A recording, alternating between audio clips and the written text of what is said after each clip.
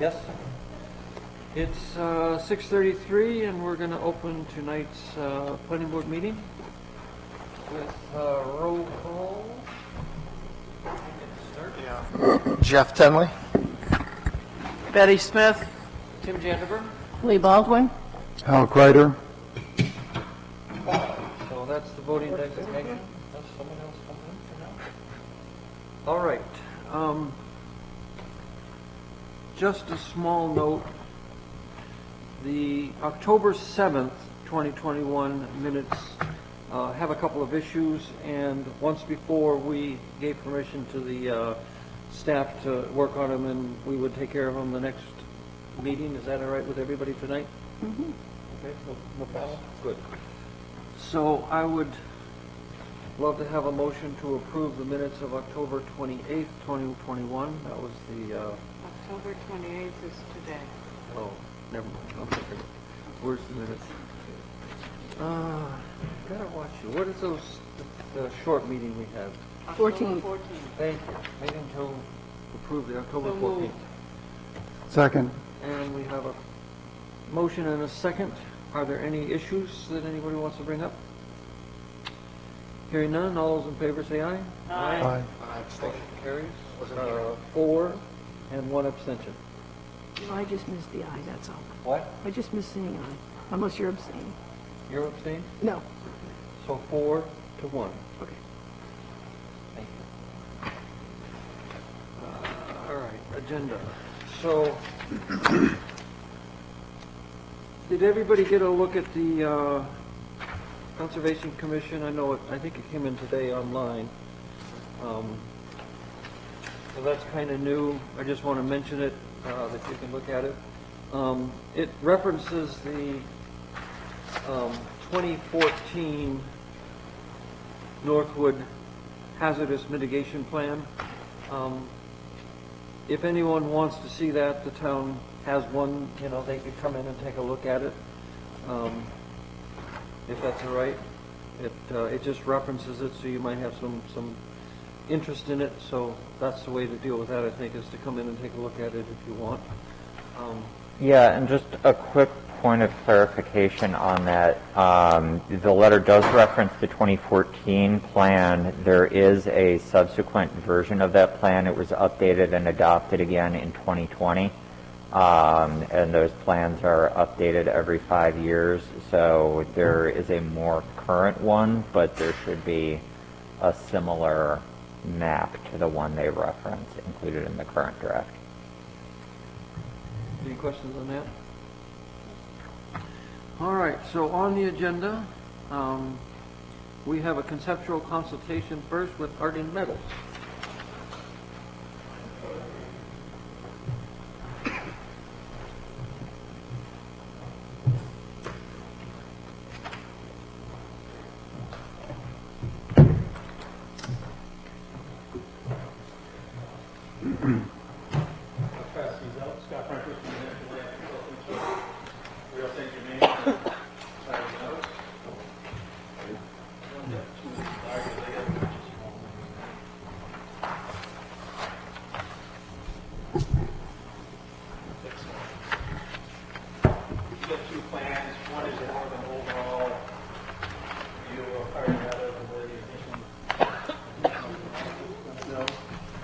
Yeah, if I get the right glasses. I still have an extra. Oh, no. The miniature version. Yeah, you just have to turn it on. Like I said, Scott Franklin from New Hampshire Land Consultants. With me is Real St. Germain from Harding. How are you? We're here just to get kind of in front of the board. We plan on submitting for the December meetings for this addition. I can kind of go through where the addition is going to be and then open it up for any comments or questions. As you all probably know, Harding Meadows operation off Route 4. You go in their main entrance, and we're proposing an additional development. Is about halfway down the road. There's a fueling station currently in place. That's going to be moved onto this new site. That will be the access to this new new building. It's a 12,000 square foot, 6-bay building with an office space in it. Real's new home. And then they're going to move the scales as well, as you see, kind of 2 lanes peeling off to the right as you're going into the site. Those are going to be the scales relocated. And then it's going to continue down to the bottom of the site, and the trucks will leave out up through the existing site for a good circulation. Like I said, it's a 12,000 square foot building, 80 by 150, 6 bays, office space. There are 2 small wetland impacts for the driveway coming in and the driveway going back into the existing site. Kind of orients you a little bit too. Route 4 is to the right of the plan. On the bottom of the plan is Route 4, which there's a bunch of residential homes there. As required by the town regulations, we have to be 150 feet from that property line, which we are about 165 with the pavement, the building being another 24, 30 feet from that. There's a good buffer along there, and they're prepared to enhance that buffer if need be. It's a sloping site to the back, to the left of the plan as you look at it. Drainage will be dealt on the lower side of the field. And that's about the whole plan right now. I'm open to any questions.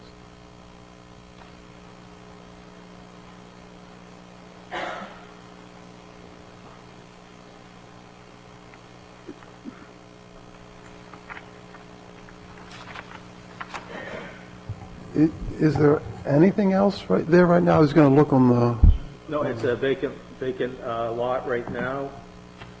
okay, so when you were in previously, We did. you did something with an existing area? It was down at the end of the site to the right. It was a car. That's where they're doing the car recycling. Okay, so it's not that pad that we're talking about now? This is all brand new. Okay, thank you. This is, as you look at the plan, there's the kind of the chunk. You got the building where to the left as you come into Harding's, and then you get the chunk. That's Irving Station. And then as you go past the Irving Station, you see the field down to your right. That's where this is. So the lot does have frontage on Route 4, but right now they're not proposing to use that. It's all access from internal. So the Irving Station is marked on here? Yes. Better glasses. Oh, I see it now. Right there. Yeah, it's right, the big, I have a bigger book. You want to look at it?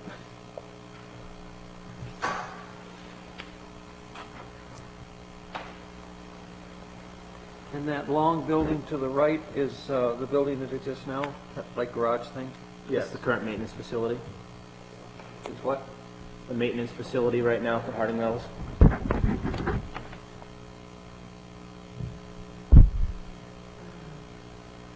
So I'm just trying to get myself oriented here. I see Harding Drive on the assessing database. And then and that's lot 79, and then I also see lot 76. This is lot 76, Okay, which is now completely owned by Harding Metals.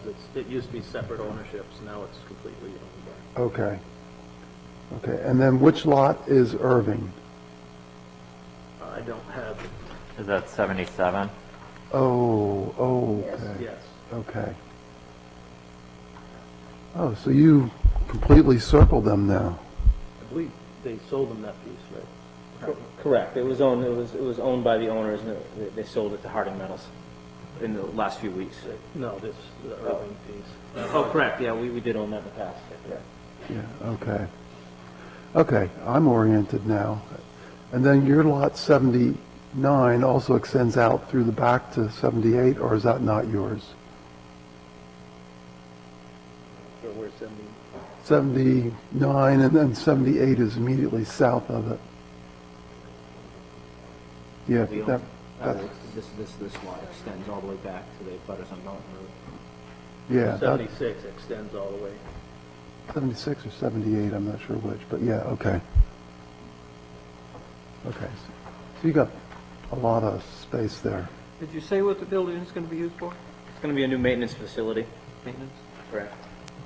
Now, didn't you some years ago come in and was going to put a long building along, No. Whereabouts? going in the main road to the right. The parking, where there's. When I was on the parking lot. planning board like 10 years ago, and I remember Harding was gonna put a building in. What was the, last one we did was the car crusher. Yeah, that, I think that was probably 5, 6 years ago, we did the small Car crusher. car. So the building where the scales are now is which building? Where the what is right now? Scales. Is that the almost square one or rectangular one? Yeah, right, where you see the, Where the north arrow is roughly. it would be right at the tip of that north arrow between those two buildings. Right. It's mainly, for internal movement. It's some pinch points there, and they have poor traffic flow currently.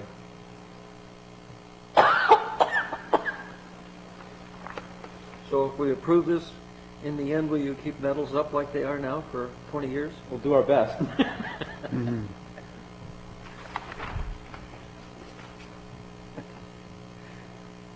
So, Scott, there are going to be no changes on the current site, or are you just showing us what's new and the current site will be also part of the application when it comes in? Well, the current site, the only thing that's changing is we're gonna be removing the fuel.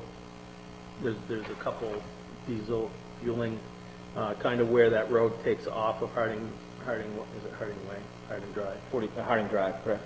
So you see that kind of the square right there in front of where the driveway's, the first driveway's taking a left off there. Yeah. That's a fueling station right now. That's going to be moved on to this site, down that road. It's not on this plan, but it's going to be to the Okay. right as you come in. That's the only alteration to the existing site that, Okay. Apart from the branching of the yeah, the driveway section coming coming over. up. So I guess that site would need to be listed as part of the application, yeah. And I guess the one thing that I am not sure about, but I think I understand a little bit better, if that site is going to need to be part of it, is, I would presume that DOT would at least want to We'll have to update the see and know that you're expanding to make sure that, they can have the decision of issuing a new permit or not. And really, this isn't going to increase traffic, it's actually just going to, because it's the trucks that are already going in there, correct? That Correct. are Contained in a different location than up and down and over here. Right. So yeah, we'll get an update. So yeah, then that would probably be the usual, let them tell you whether you need a permit or not, and, we would either take an email back saying you don't need one, or, For this access here, so, it's a matter of telling DOT that it's in there. Just another use, but.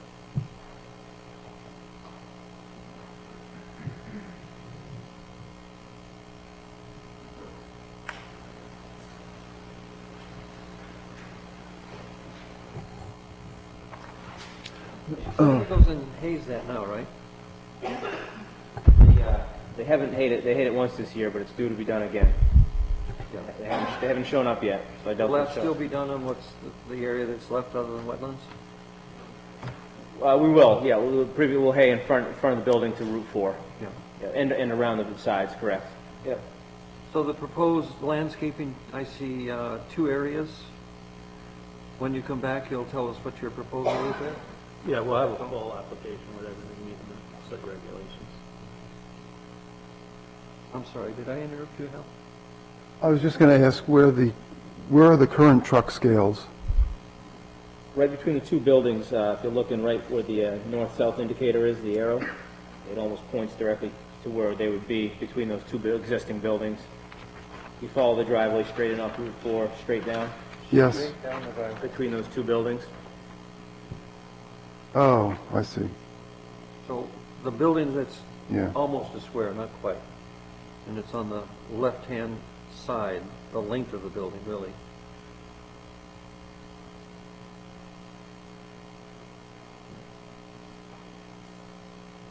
So do these scales replace those scales, or? Correct, we'll be removing that other scale.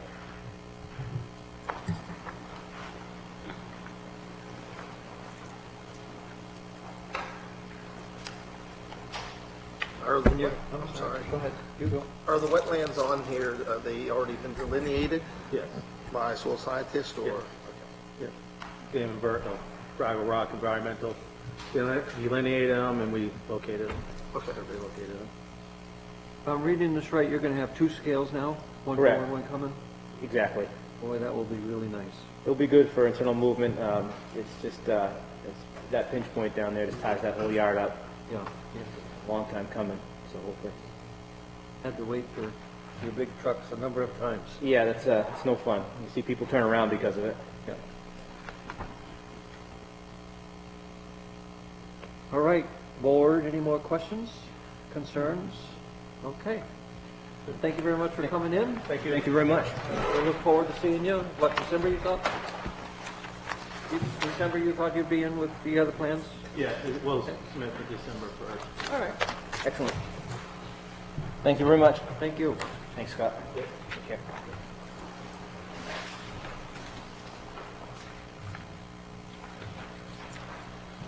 And then,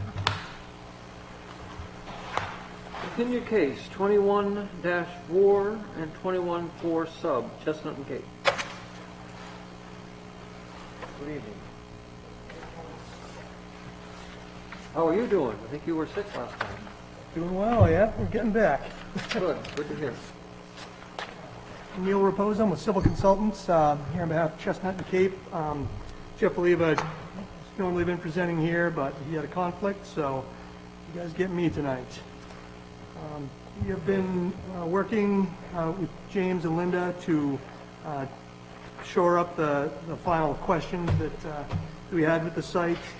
The major items that had been remaining were the site lighting and the cistern location required for fire protection. I'll jump up here onto the plan here.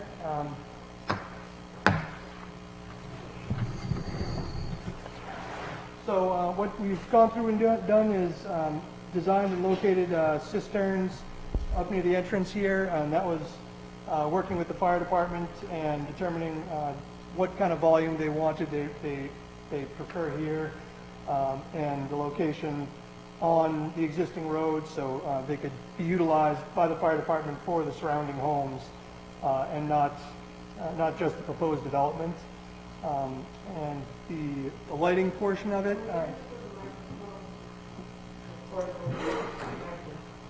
You didn't happen to bring any extra of those, did you, Yes. that we could look at? My eyes are not that good. Say, do you want let me get the larger plan for you? Larger or smaller, just something a little closer to Okay, I'll give you the small ones, and if you can't see them. That's better than nothing. Thank you. Five of them? Thank you very much. Good deal. Thank you. Let me. This is my sit here, but I can look at the big one while I'm talking. Thank you.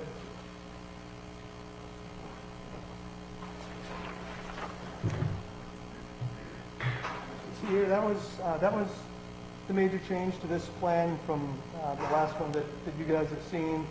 It's just incorporating the cistern and the fire protection. As far as the plan goes, and then we had submitted a few documents that had been requested. And those were just regarding the escrow account for the road construction and improvement on the existing road, which Jeff had gone over with the Director of Public Works, and they had agreed with his assessment on that one. And we also submitted a memo regarding the lighting, which if you guys don't have copies of that, I can hand those out as well. No, were those distributed, James, or no? I am not sure. Were they is all the lighting downcast lighting? All the lighting it's downcast lighting, and it's all building mounted. So there's no specific lighting plan, and that was kind of what the memo described. Does anybody want a copy of the plans for the lighting? As long as it's documented, that is, as you described. Okay, I think you can keep those. very good. All right. So those were the major items. I know James has a write-up of the portions that were discussed previously, as well as the list of possible waivers that you'd be voting on. The landscaping, we did put together just a short memo regarding the landscaping. As you can see, there's minimal landscaping shown on the site plan. We've kept just some trees to break up the view from the road to the structures. We really tried to keep it a low profile development, so it's all, more squat housing that kind of try to blend into the hillside. And then also just the landscaping along that west side of the entrance, so we can buffer it from the neighboring property there. And then the other waiver that we had been requesting was the increase in stormwater flow, and that we put together a pretty long memo for the review engineers to go through, and they agreed with our assessment on that small impact would not have a detrimental impact to any of the downstream properties or waterways. So we do have that. I believe that was back in August that CMA came out with that determination in their memo. Then all the So that's the one on August 20th? I believe that one on August 20th. Request, Correct. response to the drainage review. Yep. And Neil, if I can summarize essentially my understanding of that post-development flow rate waiver, my understanding is the general flow, runoff flow is essentially so dependent from the site on water that's coming from other sites that it is not possible for you to meet the code sections that require you not only to not increase flow rate, but to lessen flow rates by a certain amount. And essentially, on this site, you can't make up for the volume that is coming from other sites Exactly. Yep. sufficiently to meet that code. Correct, yeah, even if we removed this portion of the site entirely and didn't count it towards any of the flows leaving the site, it wouldn't lessen the flow enough to meet the requirement. So if there was no flow coming off the site at all, it still wouldn't meet that. You have the requirement for the 2-year needs to be less than the pre-1 year, or it has to be half of the pre-2 year, and there's just not enough water coming off the site to be able to meet that requirement. And that's kind of what we went over with CMA, and they agreed with that assessment. So, can I ask a question? I'm sorry. Yes. So the hydrology and the storm runoff was done by, The whole study in the stormwater was done by civil consultants. okay, Yep. and then was there a review of that by, And that's where the review went to CMA. Okay, and CMA. They did the full review. okay, and then, so the water that's coming onto the plant site, the runoff, Yep. is just such a magnitude that you can't meet the codes. Jump back up here. I guess is it possible to actually see what the cues are from the runoff that you all came up with versus, what is actually coming onto the site? Do you have that information? See, Like the Q2 storm, you referenced the Q2 storm. So what is that Q2 capacity that's proposed that's coming onto the site? gotcha, okay, so basically, if you, it's our memo from July 28th. We kind of break down all of the flows that are coming in and out, and what our site is generating as opposed to the Okay. off-site. So, I can get that. yeah, okay. I'll get that. Maybe I've already gotten it in an email, but I just came on to the board a few months back, so I'd just like to see it. Yeah. and we do have that presented in that 28th memo, and we spoke with CMA several times about it, and it's a problem generally when you have a high site, Right. and you're developing that, and then there's a lot of lowland around it that's contributing.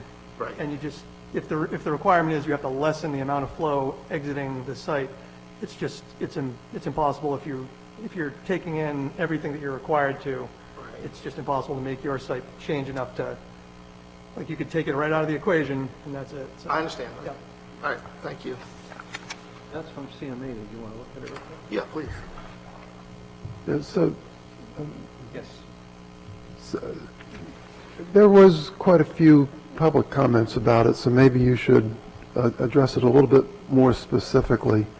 So pre-development and post-development, just the site itself, not what's coming in and stuff. What differences does the development make in terms of the flow of water? I don't have the study with me. We've reduced the flow off of the site, but that reduction still doesn't meet the stringent requirements that the town has. No. Yeah. 'Cause the Okay, town- that's really the gist of my question, because I think people can understand if,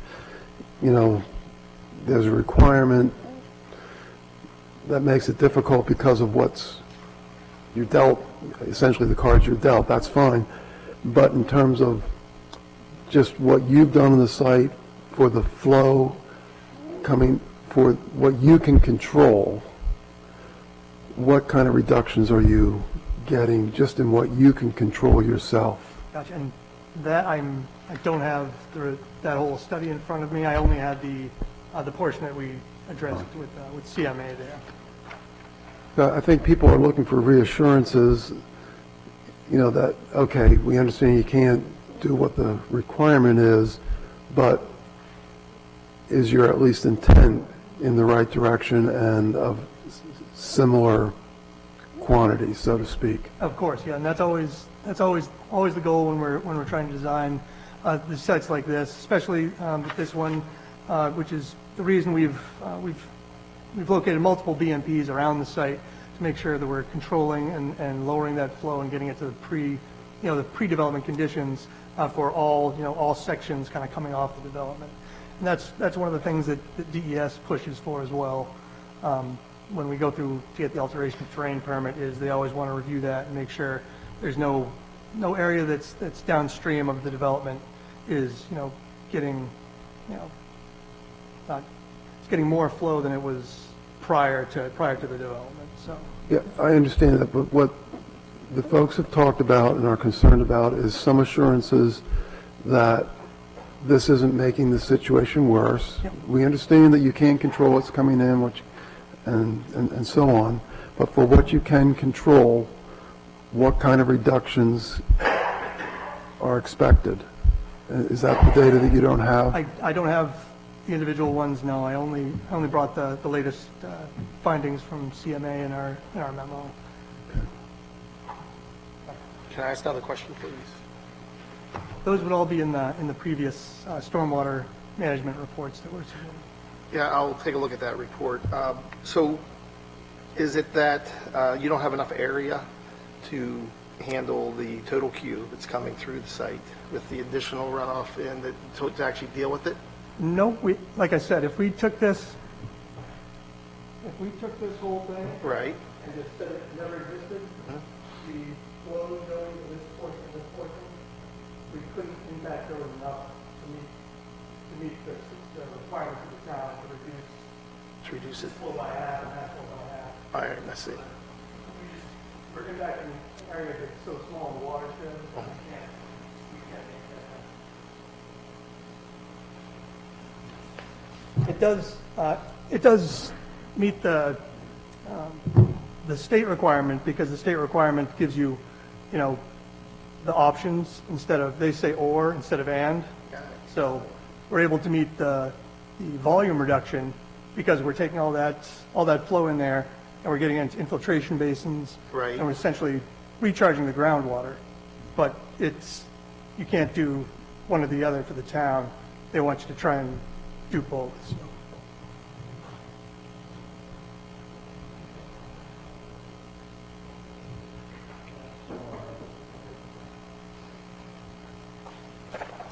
All right, more questions? Let me ask the question a different way. If there wasn't all these big inflows and outflows, would your design essentially do what was intended? Yes, yeah, So it's designed for the area that you can work with to reduce the flows by 50%. it's designed, I Maybe can't say off the top of my head if we have the 50% right at the boundaries of the work. I'm not sure on that one. I basically just did the analysis for the full site as, site. you know, as is Okay. required.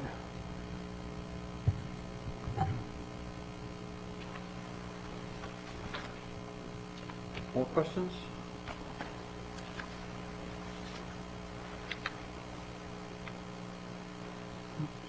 James, Yes. there were, the last meeting you were at, there was a number of issues outstanding. Have we addressed all of those? Those issues have been addressed in one form or another.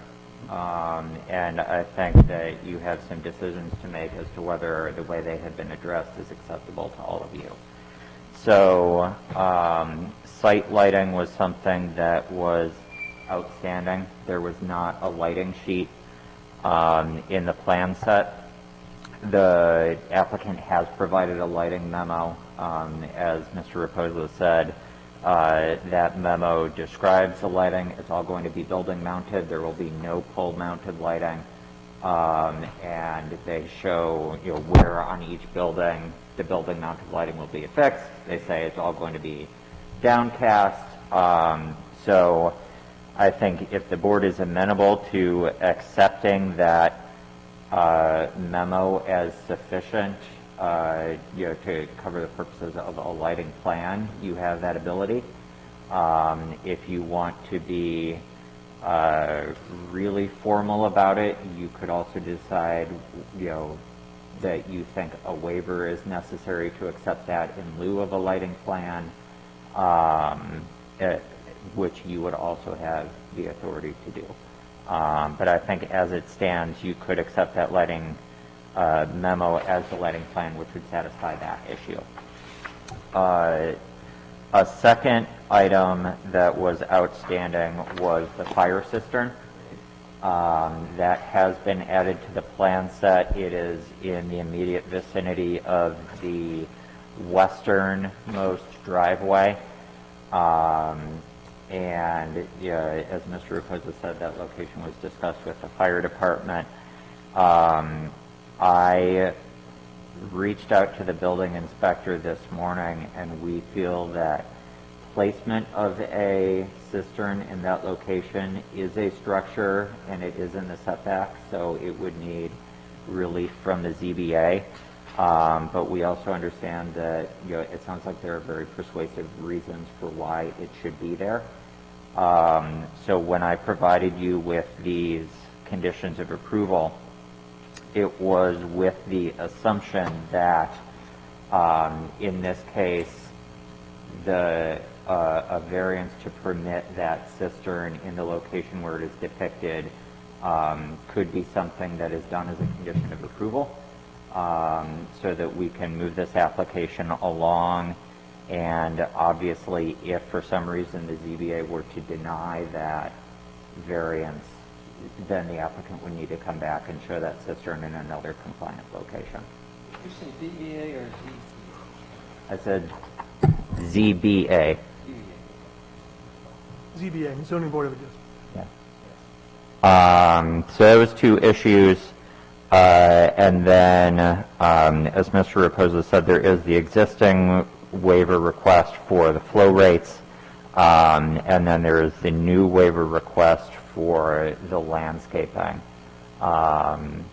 that is something where we had been discussing with the applicant whether they intended to submit a landscape plan or whether they intended to request that waiver.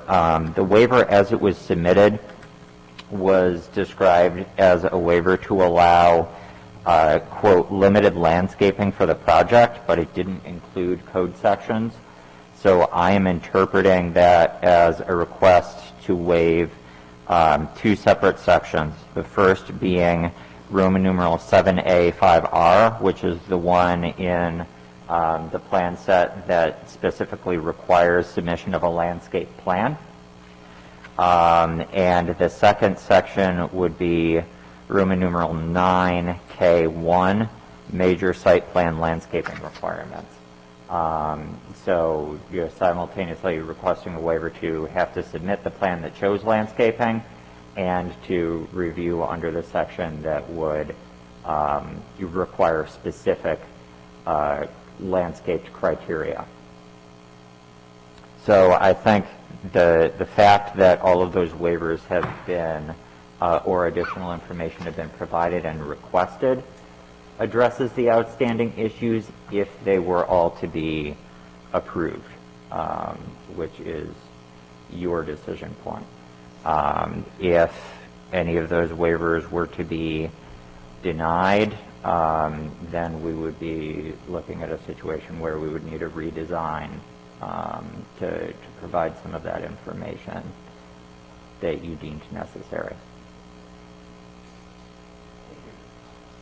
So let's go through those just peripherally, each one, and see what kind of issues you have, and then we'll go from there, as far as how the board feels. So starting with the lighting plan, we have a memo. We don't have it on a plan. Staff seems to feel that that's sufficient, or we could ask for a waiver. How does the board feel? Yes, sir. As long as it's documented and part of the record, what they described seems to match the intent of our regulations. Okay. So I personally don't feel there's a need to go into more detail. I mean, they described exactly what I would have hoped to see. I don't know that putting it on a specific drawing makes it any better. Does anybody else want to chime in on that issue? No, I agree with Hal. Okay. And I agree too, yes. So let's go to the next one. So I have one question. Does this cistern, I understand that this initial location, does it meet with the fire chief's desires? Does it? My understanding is that it does. I was a little bit privy to the conversations before the design. I haven't talked to the fire chief since I've seen the exact design. So I don't want to go too far to speaking on his behalf. But it does seem to at least meet the requirements of Northwood's fire cistern ordinance, which is separate from zoning. But obviously, since it needs to be included on the site, it needs to be shown on the site plan. So the way I would personally look at that is that it would be fine as long as the ZBA gives approval and as long as we double check with the fire department and make sure that they approve the new plan. And we could say that in the waiver. So I would. There is no waiver that's necessary for that one. I have a condition of approval that speaks to it. I'm sorry, that's what I meant. A condition of Okay. approval would be that the fire department, fire chief, looks at it and is okay with it. Just so we cross our T's. I do- Anybody else want to chime in on that one? I have one question. Okay. Again, the cisterns that are shown on the plan, there shows 4 of them. Is that a total of 30,000, or is each 30,000? No, it's a total of 30,000. 30,000. So typically, it's about 2,500 gallons a minute requirement. I don't know what they require here in Northwood, but I've designed cisterns and other things for dry hydrants and things like that. So 2,500 gallons per minute is typical. So that's about 30,000 gallons is about a 12-minute pump down time. right? Yeah, no, so I'm just saying, I just didn't know if, you asked a question about whether it's been approved by the And fire. that's what you're bringing up, because we're not supposed to, the fire chief, this is why I would want, as part of the approval, is a condition that the fire department And- look at that and approve it. And I just, so I was running the numbers just to see how long that would last, so that's why. I really don't have any idea if 12 minutes is good, bad, or Yeah. or what. I just don't know. But No, we just, we have a basically fire deferred department completely chief, to those and guys. he will know. We basically deferred completely to the fire department, Right. whatever they wanted to Yeah. see. Okay. I'm sorry? I think at some point we'll have a public hearing. We'll reopen the public hearing on this. All right. Any other concerns on the cistern issue? Yes. Yeah. I'm just a little bit leery about making it a condition, because if we make it a condition that the fire chief is happy, that puts a lot of pressure on him. And I'm just wondering if we can't get his approval first and know that he is happy with it, as opposed to now this whole thing moving forward hangs on his decision, and we put that pressure on him to, yay or nay. I mean, personally, I don't have a problem with it, Hal. I just, we just keep moving this along. At some point, we have to make a decision. My only concern simply is, I'm not a fire chief. I don't know if 12 minutes of water is sufficient or not. So I would just like to know that our fire chief is happy or not with the 30,000 gallons of water. And to be clear, the way I'm sort of scratching this out as a potential change is something along the lines of confirm approval by the fire chief that the proposed cistern meets town requirements. It's not, Chief Tetrote, are you happy with this? It's Chief Tetrote, does this meet your understanding of Okay. the town's fire cistern ordinance? That would be better.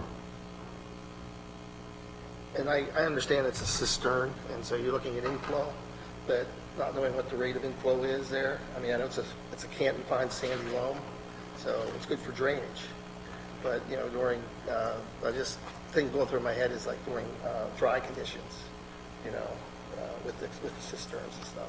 Is it getting more, there's cisterns, is there an inlet for water to come in, or is it just being filled by the town? No, it's going to initially be filled by outside sources and filled, and then it's a sealed cistern. Okay, sealed. And then there's a fill and a draw on it.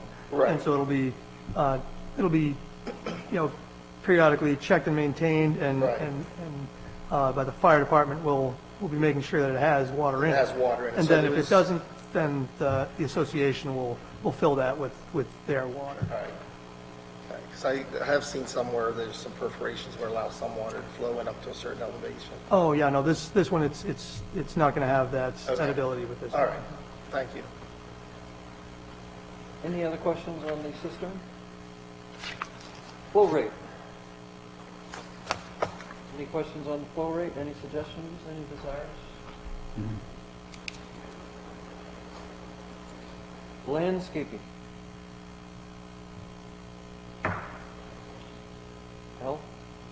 Al? James, can you give us some sense as to how what they're showing on the current drawing matches up with what we might require? For example, when, like when the RV place was coming in, we said, trees every 25 feet or something, and just confirmed that that was the right thing.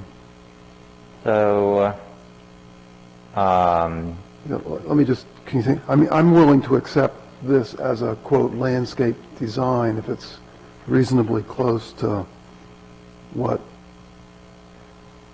what we would typically require. Well, he's looking for a waiver, isn't he? So, So they do show 5 high bush cranberries depicted on the plan in the street area.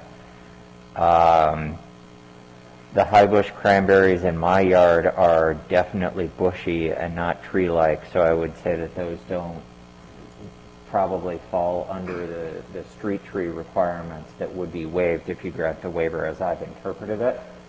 But they are providing vegetation generally in the same location that requirement would require. I think a lot of the other things that would go into would be things like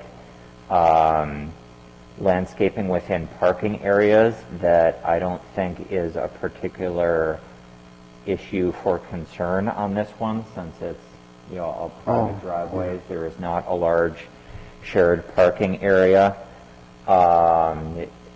There might be provisions for screening of abutting properties, but there is a row of arborvitae that is shown and proposed, and I believe 1, 2, 3, 4, 5, 6, 7, I'm counting 8 of them on the property line where there would be a butter. So I think we would hold them to following through on what they've proposed if you were to grant the waiver, but by granting the waiver as I've interpreted it, you would essentially be saying, we're looking at this plan and deciding whether those high bush cranberries and those arborvitae are generally suitable and are good enough versus do they meet the requirements that are contained in Roman 9K1. Well, they offered some reasons why they might not want to necessarily put a tree or something like that. So, I mean, I can understand that, and that's why I was just trying to get some sense. I mean, so from your sense, the screening like we might require on the abutters, at least on the side that's closest, and they own the property on the other side, right? So there's no real close abutters. Correct, and there's wetlands that so nobody's going to be in there. a fairly wide buffer between their property and the abutter on that side. So, if you'd like to have further discussion about, even if you're willing to consider that what they're doing is intending to meet the spirit of the intent, if you want to have further discussions about the details, more or less different locations, I think that is within your purview. Since frequently for waivers, essentially I would say you are accepting the landscaping that is depicted on here in lieu of a full landscape plan that would be showing all of these details and details for maintenance, etc. Okay, so this holds them to what's shown. Yeah, and if you would want to note as a condition of approval of the waiver that we would be expecting follow through in the form of Maintenance. 5 high bush cranberries and 8 arborvitae, as I've counted them, then we can list that and make it explicit. Well, they're on the plan, right? I mean, yes, so there's 5 high bush cranberries along the front. 8 arborvitae. Am I saying that right? Well, it doesn't matter. Yeah, that's Type what bushes I'm on the seeing. side. Neil, is there anything else I think there's a couple on the other side. specified in here? I don't think there was anything else specifically specified on there for landscaping beyond those, the screening trees, and then the street bushes that you had described there. Is there something else you could use for a screening tree besides arborvitae? Something that's native? We could, I know Sorry. Jeff had discussed it with the neighbor that was there. I'm not sure. I thought that that's what he had kind of suggested, but I'm not sure what their conversation was like. They don't hold up well to snow. Mine are doing all right. When they're small, they're not bad. When they get big, they fall over. And they're very Arborvitae? unattractive, yes. I've got like 12-foot tall ones, but anyhow. I think what kills the arborvitaes along the roads are the salt. Yeah, so salt's bad for That is them. very, very hard on arborvitaes, to be honest with you. But, like what? It's very, they're a weak tree. Fine, all right, not that's your native. opinion, but you said, is there something else you might, like what? Hemlock. I mean, if you want something dense, hemlocks.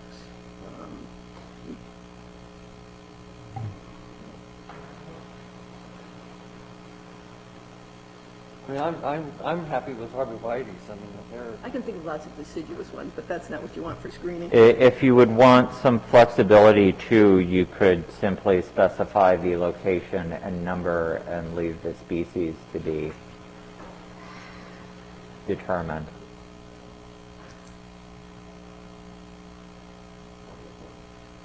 anybody else have any questions on the landscaping or want to chime in with your opinion? And just one more point on that. I'm sort of assuming that when we include these on the plan and stuff, that includes that an expectation that they be maintained. I mean, again, I don't feel like you need to have a detailed plan that says water them every 3 years or something, or fertilize. I think that stuff gets taken care of, but it needs to, we need to keep 5 trees there, and if, or high bush cranberries.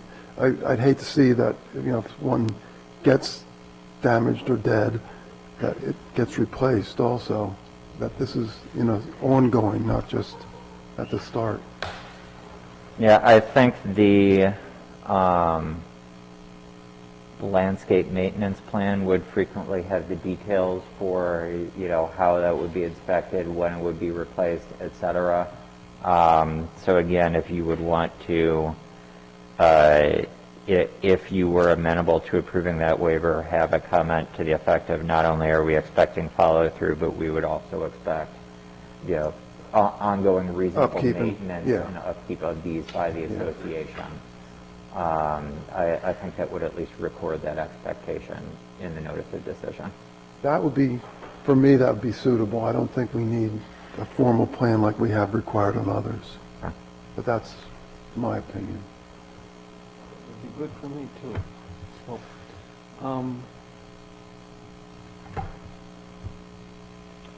did everybody read the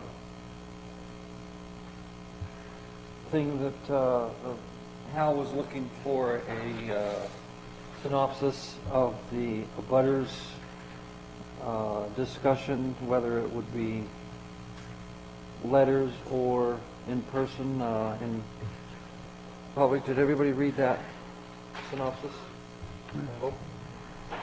Nicely done. Thank you. I wondered if anybody had any issues, wanted to talk about it.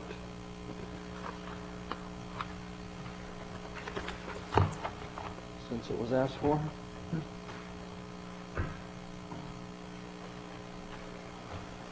No? Oh, Hal, yeah, go ahead.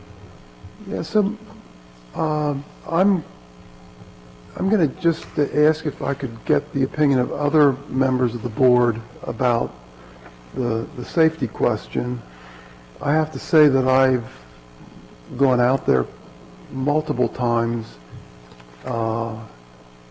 and looked at the intersection, which was the thing that I thought was most mentioned. And I, from my perspective, what I see is the coming from this development, coming on to 107, appears to me to be a much better situation than coming from the opposite side and trying to get on to 107. There, I definitely, I can understand why people roll down their window to listen for cars and have trouble seeing because the... You said 107 Place, did you mean Main Street on the second time? No, I mean, what I mean, Tim, let me just show you, is coming out of development, Right. I don't have near as many concerns or problems turning left or right coming this way. Right. But if you're on the other side, Oh, coming all right. this way, especially trying to make the left-hand turn. But, that said, I don't know that we can expect the developer to address something on the opposite side of the No, state highway. I wouldn't think so anyway. I mean, So, but I'm just curious if anybody else has some sense as, I just appreciate if anybody else would be willing to comment in terms of what they think in terms of the traffic situation. Because like I say, I was out there, maybe I missed something, but that's the way I view it, that this, coming from this development, So Hal, to say it verbally for people who might not have been able to see, I'm understanding you saying you have fewer concerns with people who are headed westbound on Old Canterbury Road on this stretch that arrive at the intersection with 107. Right. Their ability to turn left or right, compared to your concerns for people coming eastbound from Old Canterbury Road on the far side of 107. right, And that sort of movement of people from the other side of the street is your larger concern with that intersection. right, and, but I don't know that that's really something that you could expect this development to address, or at least that's my opinion. But I don't see how we would be able to from the other side of the road. I well, mean, I've been there at least 5 times now. I took a wheel from camp and measured the distance, parked my vehicle as far away as I could see it and stuff. And I do understand people's concern. We certainly have far more dangerous situations elsewhere in town. So I have not seen, the real danger coming out of this development, proposed development, and going to 107 and turning left or right. Is it ideal? No. But that road's been there far longer than I've been in town. It's just the way they did things back when. I would be, the intersection that bothers me a lot is the other end on the Main Street. I mean, because you're really at a bad angle, headed towards Route 4, and you have to be really agile to be able to turn and get a look up Main Street, and you don't see very far. But again, I mean, that's the road. I don't see anything being done. I wish the town would consider something, but that's in the future for sure. So, and the other concerns were what? Safety. They were concerned about lighting. They were concerned about. well, there was concerns about, I got it here in front of me, Tim, the safety was the first one that James addressed, then volume, which was the traffic volume, and then road maintenance costs, which, it's a town road, and we bear those costs. And those were the 3 main points with the safety, and then. I agreed with the synopsis that they put forth, and I think it's as well as we can. We've addressed them. There was a letter that came out. I thought I had a copy of it. I'm kind of irritated as to what to do with it, so it's probably in my truck. But anyway, there was a letter that came out from one of the people on the road, and it was an interesting letter, quite long. And the last paragraph, and so I really wanted to read it. I'm sorry I don't have it. But the last paragraph was, if the applicant did everything right, and the board followed all the rules, all the laws, all the regulations, and everything else, does that make it still the right thing to do? I don't know if you remember the letter, but that one paragraph at the end really caught my attention. And my answer to that, so that my personal answer to that is yes, it is the right thing to do. If in fact the applicant has followed all the rules, if we have gone through meticulously and done our job, and we're following the rule of law, whether it's the town ordinances, the state rules and regulations, and federal, if we're doing all of that and meet all that and approve a few small waivers, then yes, we're doing the right thing. We, that writer, you, anybody, can make an effort to change a rule or a law or a regulation and try to get it approved. It may be or it may not. But until that happens, I think personally that we're supposed to follow the regulations as they are given to us by the town of Northwood through voting, or by the state through the Senate, etc., or by the federal government. That's our job. I don't think that I have the right to decide what's right or wrong just based on my personal feelings. I think I have an obligation to decide what's right or wrong based on the rule of law. Yeah, well, That's just my little spiel tonight, sorry.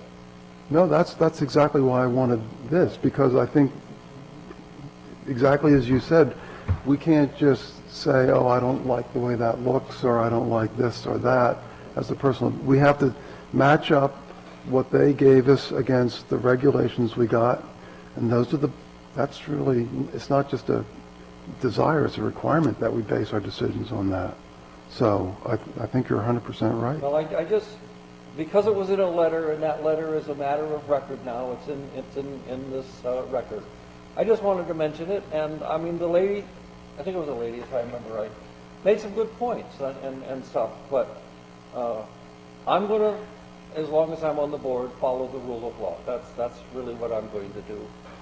That's what I feel is right. So there we are. We have 4 issues. Is the board ready to go through them tonight and approve or not the waivers on those 4? I'm ready. To clarify, we have 2 waiver requests. If you are amenable to the site lighting memo as it was submitted, I don't think you need a motion for that. That's more just sort of an understanding of the board that, yeah, we think that meets by approving the application. You would be saying, yes, we think that is good enough to satisfy that section. Right, so I don't think you need a separate motion for site lighting. And again, with the cistern location, if you are comfortable with the condition of approval that I have related to it that I can read to you because I've made some changes, then again, I don't think you need a separate motion by approving with that condition. You would be indicating that you're fine with that. So the 2 waivers would be section Roman numeral 8C regarding post-development flow rates, as we discussed earlier, and then the landscaping I'm interpreting as a request for a waiver to 2 sections. So I think it's up to you as to whether you do it as 1 motion or 2, but those are Roman numeral 7A 5R, which requires submitting a landscaping plan, and section Roman numeral 9K1, which has the landscaping requirements that the landscaping on that plan would need to meet. And you said 9K1? 9K1. Okay, thank you. Okay. Yes, so we're going to reopen to the public and let them tell us what they think, and we'll move on from there. Would anybody like to speak on this issue?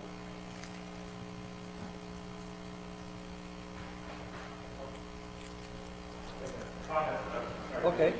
earlier, as far as information goes, there is another cistern, fire cistern on Sloan Street that's around the corner. There's Okay. house lots that are on the west of the development or around the corner. Thank you.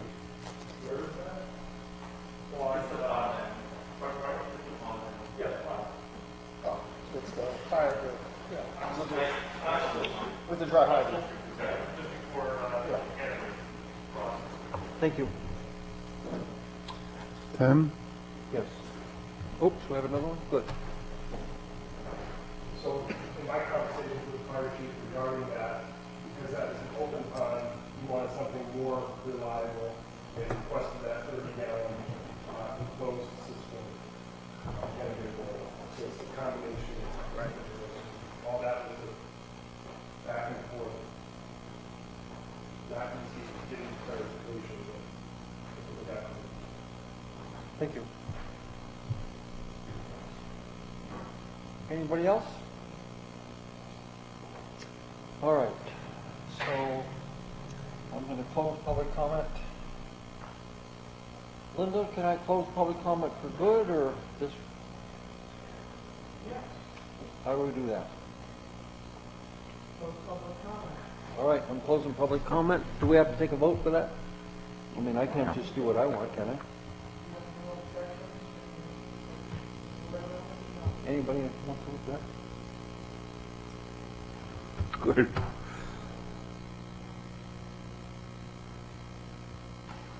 I'm good. Okay, just wanted to check. So, the lighting plan we're going to take as is. Cistern. We're going to condition of approval at the fire chief. Flow rate. Did you write out the waiver? Do we have a written out waiver? I have the request here that I could pull up if you want me to. I've noted in my staff report simply as a waiver to section Roman numeral 8C 2B regarding post-development flow rates. And I can amend that to post-development flow rates as contained in the stormwater manual and illustrated in the waiver request, because they do lay out, what they're able to achieve in a table. So if Betty said so moved, that'd be all right. Yeah, if he would want to make a motion to approve that waiver, yeah. Provided everybody. Stated by Mr. Burdine. There we go. We got a motion, can I get a second? Second. We have a second.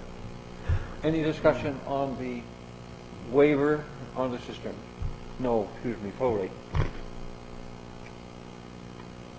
Seeing none, all those in favor say aye. Aye. Motion carries, I think. 5 of us, yeah. Good. And landscaping. What's the other one, right? Correct. Would you like me to read those sections again? Certainly would. Would you like me to read both of them in one? Yes, I would. Okay. In that case, I would recommend a motion on a waiver to waive section Roman numeral 7A 5R, which requires a proposed landscape plan, and section Roman numeral K, or Roman numeral 9K1 regarding major site plan landscaping requirements. I should have said on the last one, I recommend a condition of approving the waiver be that the applicant add the requested waiver to the plan set and the date that it was approved by the board. And for your consideration, based on the discussion that I heard earlier, for this waiver in particular, a second condition could be that the applicant will follow through with the proposed arborvitae and high bush cranberries as depicted on the plan, and that the association will be responsible for ongoing upkeep and maintenance of those features in the future. This is your moment, Betty. Actually, I would prefer other than mentioning arborvitae, whatever, with preference to native species. Would you prefer to, that I specify a number and not mention Yes, species? that would be wonderful, yes. So in that case, that would be with proposed shrubbery to include 8 plantings suitable for screening along the shared property line and 5 plantings suitable for general landscaping in the right-of-way as depicted. Well, they can keep the high bush cranberries, those are native. If we're gonna, whichever. Either leave it open or not. So moved as stated by Mr. Burdine. So, everybody understands what we've done is kind of left it up to them. We hope you heard us and would consider something native to our area if you possibly could. If you need a bunch of hemlocks, I know where you can get them. But anyway, you happy? I'm happy. We'll say second. Second. Thank you. I haven't We done have a that motion lately and a anyway. second. Any more discussion? All those in favor say aye. Aye. Motion carries 5-0. So, now we need a motion to approve this application with Condition. conditions. Would you like me to read them? We would. Okay. You do so well. So we will need actually 2 separate motions because this has 2 applications. There's a site plan and a subdivision for the proposed condominiums. So I am suggesting a motion to approve site plan 21-04 site first with the following conditions. Prior to the signing of plans, number 1, the applicant will acquire and provide copies of all necessary federal, state, and local permits. Number 2, the applicant will obtain a variance from the ZBA to locate a fire cistern within the front setback as depicted, or will return to the planning board to relocate said cistern to a compliant location. The applicant will affirm or confirm approval by the fire chief that the cistern meets town requirements. Number 3, the applicant shall be subject to performance guarantees as agreed to between the applicant and the Board of Selectmen or their designee as follows. Isn't that 4? Or are you putting the ZBA fire cistern in the fire? I read both of those as number 2. Okay, so that's, I see. I got you. So number 3, performance guarantees as follows. A schedule of official inspections for the road construction and installation of drainage improvements with the cost of inspection to be paid by the applicant. B, a performance bond amount to cover the costs of proposed improvements to Old Canterbury Road. C, a reclamation bond for the area of the interior access road to restore the site to a safe and stable condition if the road is not completed. Number 4, all escrows and required performance guarantees shall be in place. Number 5, a voluntary merger for the existing lots shall be signed by the planning board. And Linda did suggest that I change that from approved because essentially those are assumed to be approved once you have read them administratively. Number 6, delivery of 3 signed and stamped paper copies of the plan for signature. Prior to the issuance of a building permit, number 7, the plan shall be signed by the chair indicating final approval of the board. Prior to occupancy, number 8, the applicant will complete all utility work and construction of the interior access road prior to occupancy of the first unit. And that is the end of conditions for the site plan. So moved with conditions as stated by Mr. Burdine. Second. So we've got a motion and a second. I just had a quick question on the legal paperwork. As I remember, was all approved on the senior end of it. The condominium documents? Right. Yeah, I have referred to the condominium documents on the subdivision, since that relates to the condexing of the units. Theoretically, if only the site plan were approved, that's an ownership issue, and the site plan would be apartment rental sort of a situation. So I prefer to focus in on that under subdivision. But if you would like a reference to them here as well, I could double list the condition. I think I would. Does the board have any problems?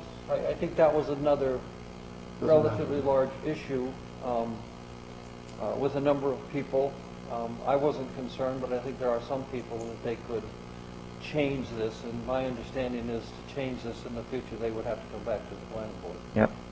So, and we did have legal look at that, correct? We did. Yes. I do have two things to say about it that I can say under the next one, but I will add under prior to issuance of a building permit. I'm not going to refer to the plat on this one, but I will say record the condominium documents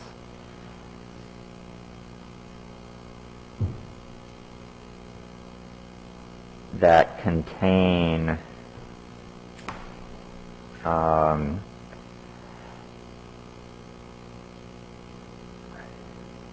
elderly housing covenants.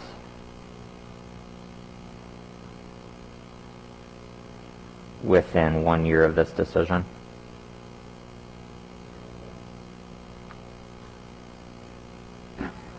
So Betty, are you happy with the little bit of change? Motion to amend the motion Second. with additional conditions as stated by Mr. Burdine. Second. Any more discussion on this one? All those in favor say aye. Aye. Aye. Motion carries 5-0. Okay, and then finally, I would suggest a motion to approve subdivision case 21-04 sub with the following conditions. Prior to the signing of plans, number 1, resolve numbering discrepancies in condominium document section 2.7.11. Specifically, there is one subparagraph in it that refers to 2.8.11. But it seems pretty clear what they mean, and it seems from our emails today that the applicant's attorney is on board with following through on that and clarifying. Number 2, resolve language requiring planning board approval for any changes to section 2.7.11 regarding the elderly housing covenants. That section currently says that it cannot be changed in a way that doesn't comply with Northwood zoning. I asked for an additional specification, essentially to make sure that the town are the ones who get to decide whether or not it complies with town zoning. So any amendment to that specific section would have to come back to the planning board. Amendments to other sections of those condominium documents regarding officers, bylaws, any of that, that would be outside of our purview. Number 3, site plan 21-04 site shall be approved. Number 4, provide 3 signed and stamped paper copies and 1 signed and stamped Mylar of the plans for signature. Prior to issuance of a building permit. Number 5, the plan shall be signed by the chair indicating final approval of the board. Number 6, record the plat and the condominium documents with the Rockingham County Registry of Deeds within 1 year of this decision.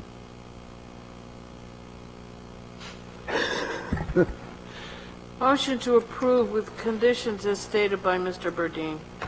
Second. Nope. So we got a motion and a second. Lee is the second. Any discussion? Seeing none, all those in favor say aye. Aye. Motion carries 5-0. Any questions, sir? Not tonight. Long deal, but you got through it? It is, thank you. Survived us? I appreciate the effort you guys put in. All right. Very good. And we then have...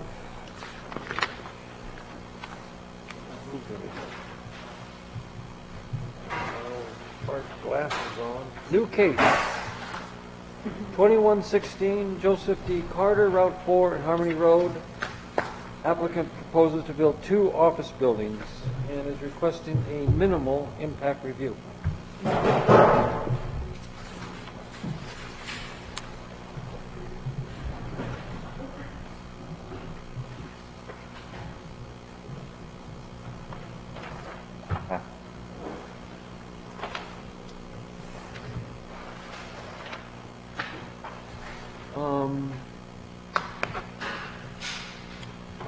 So let's see.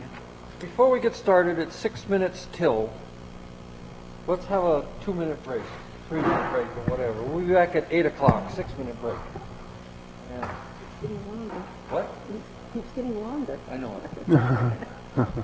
Well, there's only 3 restrooms, so, well.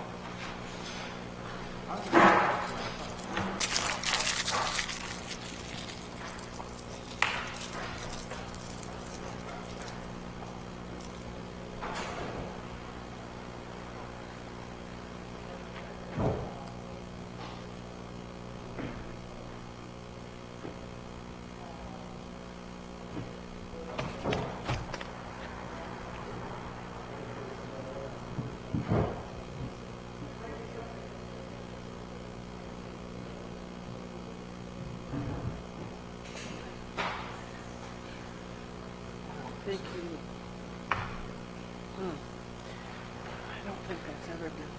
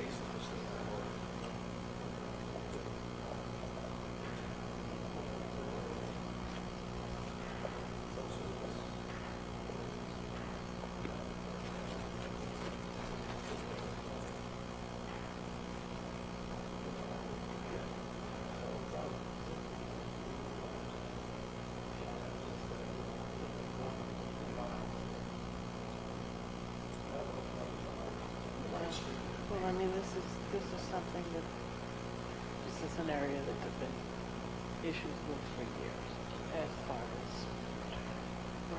drainage and everything. I wish.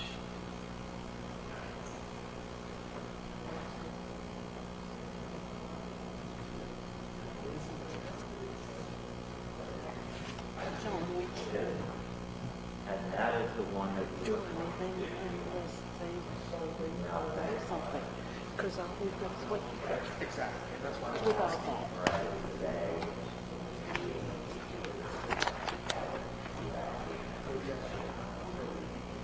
Yeah, I'd like to have some fun.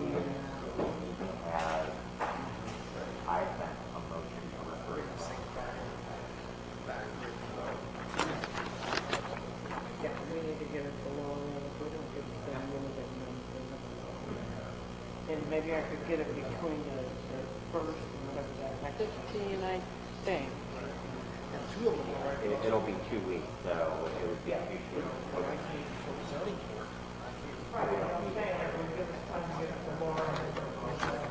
Yep. The productive workshop.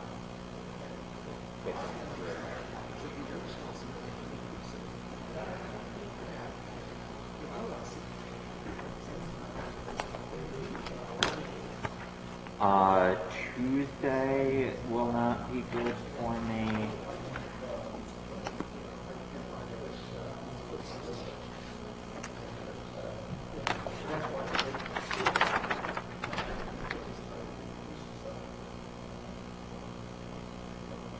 Yeah, probably.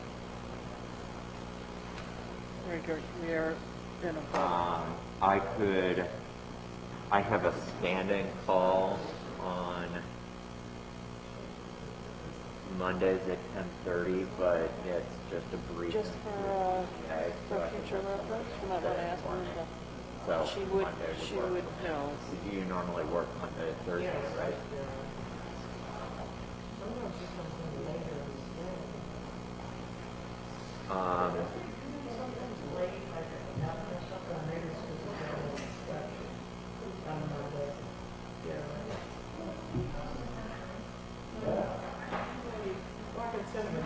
Yeah, I think if you're able to do the logistics with him tomorrow to figure out when we can meet on Monday, feel free to go ahead and text me tomorrow or over the weekend to let me know what time, and I'll make arrangements to be here. So even if it's like first thing, I can come out first thing. I just need.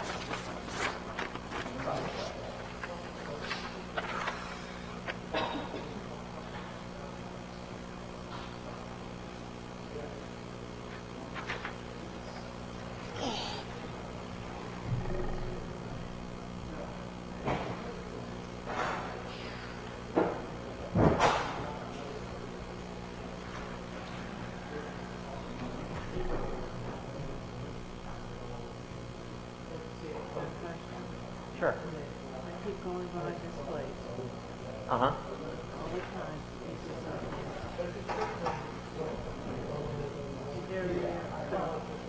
The plan, contours.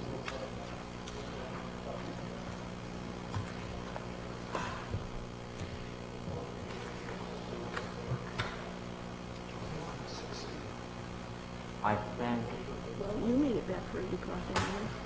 What? I said, well, you made it back for 8 o'clock anyway. I thought I was going to be late. I got way late out there. I think the Not a happy crowd that first we had. left here. The thing is there's laws. There's, you can't just say no. No, you can't. Well, you should, at least And you then on should. the other hand, you can't just say yes for some things either, so there you go. Exactly right. Probably No matter what you do, somebody's going to be pissed, so. something. And maybe or we focus on, What's what?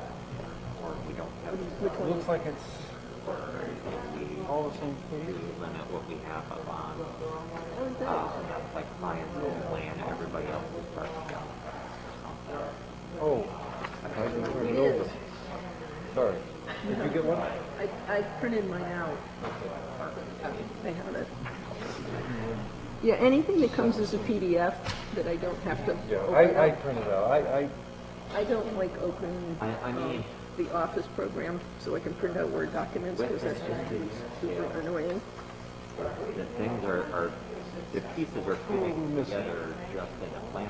We are missing, Ready to go? Yeah, I'm ready. we're not really missing anybody. Yeah. That's not where they belong. Just wanted to add to the record that I did receive a call from McCaffrey today, who said he came out and All right, thank you. you guys had mentioned they'd like to see members. Right. I appreciate you telling me, and I do like members to let us know. Yep. So that was the only one? So we're back to 2116, which is Carter. Is anyone here for Mr. Carter?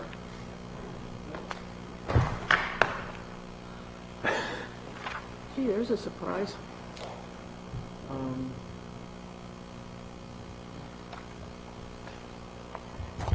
Do we need anyone? I guess not, huh? There are things that we could proceed with without anybody. Can I rephrase that? Do we have to? Yeah, So that's per right. statute, we are required to render a decision on completeness within 30 days of the application being filed, Okay. which must be, we're close with having our November meeting rescheduled to next week, but we would still be beyond that deadline. So your options, The next meeting, we had already decided was only on one issue. that's true, you're correct. So I'm not, personally not wanting to change that. So if we discuss it and So this is... your options would be to find incomplete. You need to state reasons why it's incomplete. You could find it complete, and if there's additional information you would like us to get from Mr. Carter before the next meeting, we could at least pass that information along, but I would suggest that other than that, we continue to a date and time certain. Or technically an option, but one that is in violation of state statute, the recourse for failing to meet those deadlines is that Mr. Carter would be able to go to the Board of Selectmen and ask them to tell us that we have to accept it as complete at our next meeting. So if you would prefer to skirt the issue, For whatever reason that is flummoxing me, I had the memos from you on these two new cases, and the other letter that I wanted to read verbatim, and I guess I left it home. I thought it was in my truck, but it's not. It just... I think we have some extra copies. Would you like a copy? Because my recollection of the memo is that you think that there's some minor issues, but you thought that... I think it's we have enough to substantially make it complete.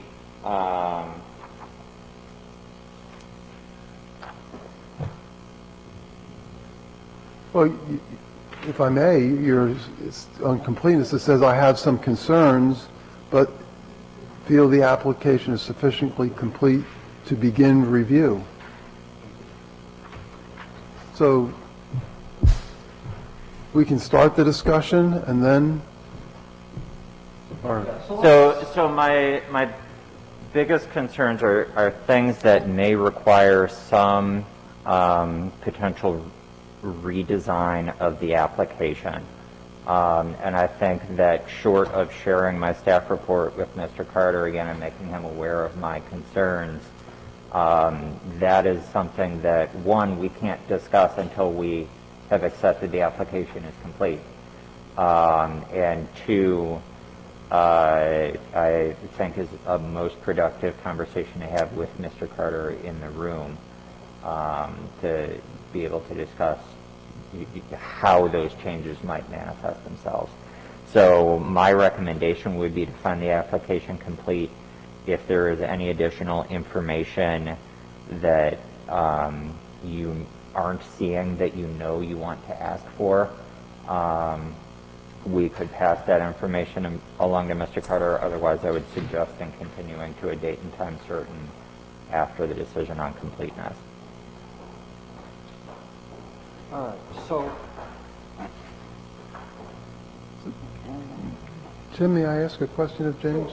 So if we do completeness, and let me just say, I wanted to probe into the parking lot situation, and I'll just say up front, after I saw how Co-Brown did their parking and put it so close to the road without any buffers or vegetation, I got a little bit concerned about not knowing what we're going to see on the next one. And this is the next one. So is it a requirement to show that, or is that something we can ask for after the fact, given that you had some questions about the setbacks for the parking, and then that triggers my concern about enough space? Right, so, yeah, there are collective things. So I note in here for the parking, there are, for example, landscape requirements of parking lots of 20 spaces or more. Mr. Carter is proposing to provide 25 spaces, so some of those Right. things would be triggered. But if, part of my other suggestion is that there appears to be more parking than is necessary to meet our requirements. So if the parking were designed down to have fewer spaces, those landscaping requirements may not be necessary. So I think that because some of these things are interrelated, and there need to be some sequential discussions about, okay, what is the best number of parking spaces? Can we relocate them out of the setback? Then we can get into how do we landscape or design the parking spaces that are provided. I think those conversations are best had directly with somebody who can represent Mr. Carter, and we have not been able to connect. So if we approve it as complete, we still leave ourselves open for that discussion? Yes, and I think that we maybe have already gotten a little bit too far into the meat of the case prior to accepting it as complete. So I think because those are sort of discussions of the merits and the details, I would recommend finding it complete to begin that conversation. So could I have a motion to find 2116 complete? So moved. Second? And a second. So now we have a motion and a second. Any discussion about the completeness of the application? I think I already had my discussion. Thank you. All those in favor of approving the completeness of the application, say aye. Aye. Motion carries 5-0. Okay, so, and you were concerned about landscaping mostly? Well, it related to, okay, if we're going to give, the ability to go into the setbacks, a variance for that or something like that, well, then that takes away the ability to do some landscaping. And as I said, I'm starting to realize a little bit more how much that landscaping can really help the look. And so I'm nervous about that, and I'd like to really be able to have that discussion that James recommended. Okay. I mean, I do see landscaping along Route 4, 5 foot wide, not what it is though. Yeah. Well, that's part of the discussion. Yeah, you can't put much. The discussion centers around, we've kind of insisted on Route 4 that we stick to that orange. A thing certain with the look trees, and- blah, blah, yeah, blah. yeah. So, but we'll talk about that when we get there. So, really then what we need to decide, as I understand it, is there anything else that we would like staff to convey to Mr. Carter? Any other concerns that anyone has? So, he's certainly going to talk to him about the application type, the setbacks, the septic. The size Building's of the been over. buildings? What? The size of the buildings? It says 2 buildings, but does Okay. it say anything about, it says 2 buildings down from 3, but Yeah, we don't know if they're 1 story or 2 stories or 3 stories or... Certainly a question I have. It's almost it's not, but it's almost a hand-drawn, so. It is hand-drawn. I believe it is hand-drawn. This one is. Well, it's better than some of the hand-drawns we've had, so. Yeah. Old school drafting. Yeah. There certainly is not a lot of information on it, on, the size of the parking spaces, the size of the buildings, et cetera. So I would like, some more detail on the application and what he wants. So details as far as the size of the parking lots, spaces, et cetera. So let's see, septic, dump.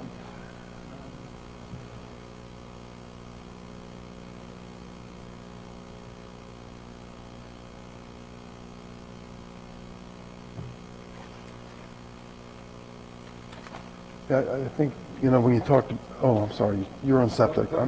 Well, I was just going to key in on what Lee said, about the proposed buildings and, are they one-story or two-story? And that, too, would affect the number of parking spaces, would it not, James? It would, and if you read the proposed buildings and minimum parking section, I sort of talk about how that would be impacted. Using an engineer scale, I measure the buildings at 48 by 23, which is 1,100 square feet per building. Even if you assumed both are 2 stories, I measure that at 14 parking spaces where 25 Oh, are I see that now, provided. yeah, oh, sorry. So I am not worried about us not having enough parking. I'm a little bit concerned actually about us having too much.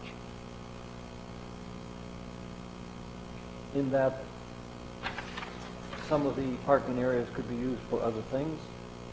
Could be used for other things or could just remain unused and not be impervious surface on the property where there's, wetland and a fire pond down here for runoff to flow into. You generally don't want to put a bunch of impervious surface that you don't need and isn't serving a purpose onto a site if nobody's ever going to need those parking spaces. And for example, with the ones that are numbered 1 through 9 that are appearing in the setback, there is actually a reason why those parking spaces should not be located there. So if those parking spaces would otherwise need to move, if there's no indication that they're even needed, we could possibly even eliminate them and make that issue moot. And is my understanding of what he's saying here is there's an approved leach field already by the town and state? That is a question that I have because it is depicted on okay,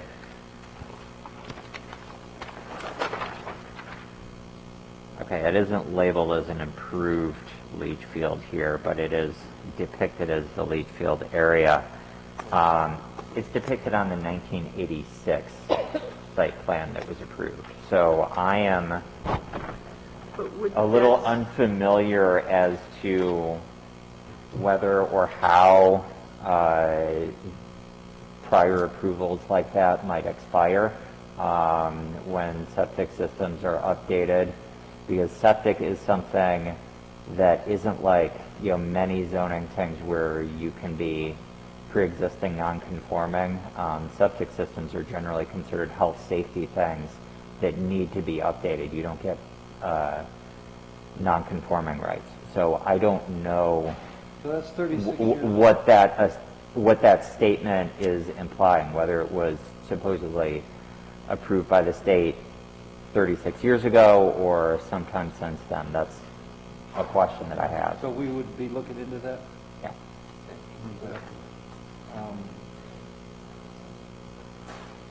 Any more questions for Mr. Carter from the board? Well, I don't know about questions, but comment. I mean, there's just a whole bunch of areas that we don't have the information that we need. I mean, you've got them all listed here. Starting with the application type, is that accurate? I mean, there's. I am reviewing this according to the minor site plan standards. Yeah. Okay. But is it still a minor if it's an empty lot and nothing has been done to it? If the board instructs me with an interpretation that this is a major site plan, I would proceed accordingly. I think I would leave that interpretation to you. There would be several more pieces of information that, at least according to the regulations, are required of a major site plan. For example, there would need to be at least some sort of traffic analysis submitted. My recollection is that when we were discussing the miniature golf application for this site, we did not consider a traffic study to be necessary. I believe there was a motion to require one that was not passed, which is not to say that the board is bound by that decision for a separate and new application for a new use. It's a different board.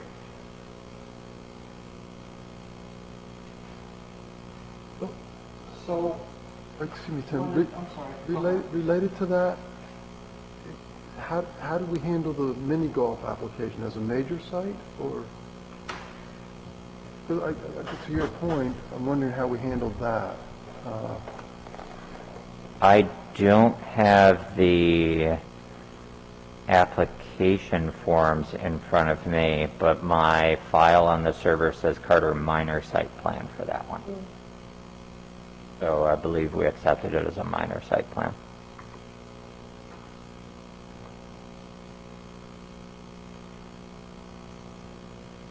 That's an interesting question. I mean, just looking at it, it certainly doesn't seem like other minor site plans that we've had. Well, wasn't there an office building already approved? In the 80s, and things have changed quite a bit since the 80s as far as, I believe Mr.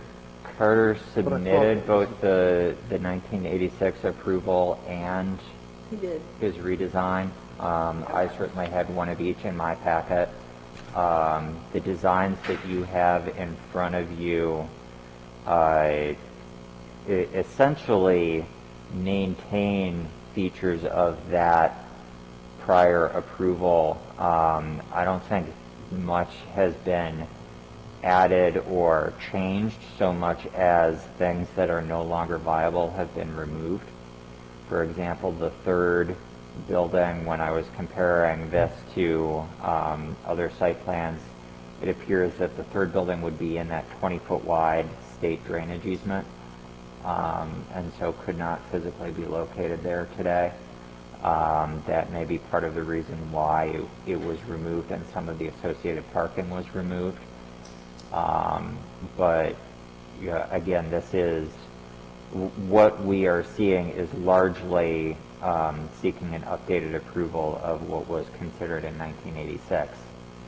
And I think has not done a whole lot to consider today's regulations.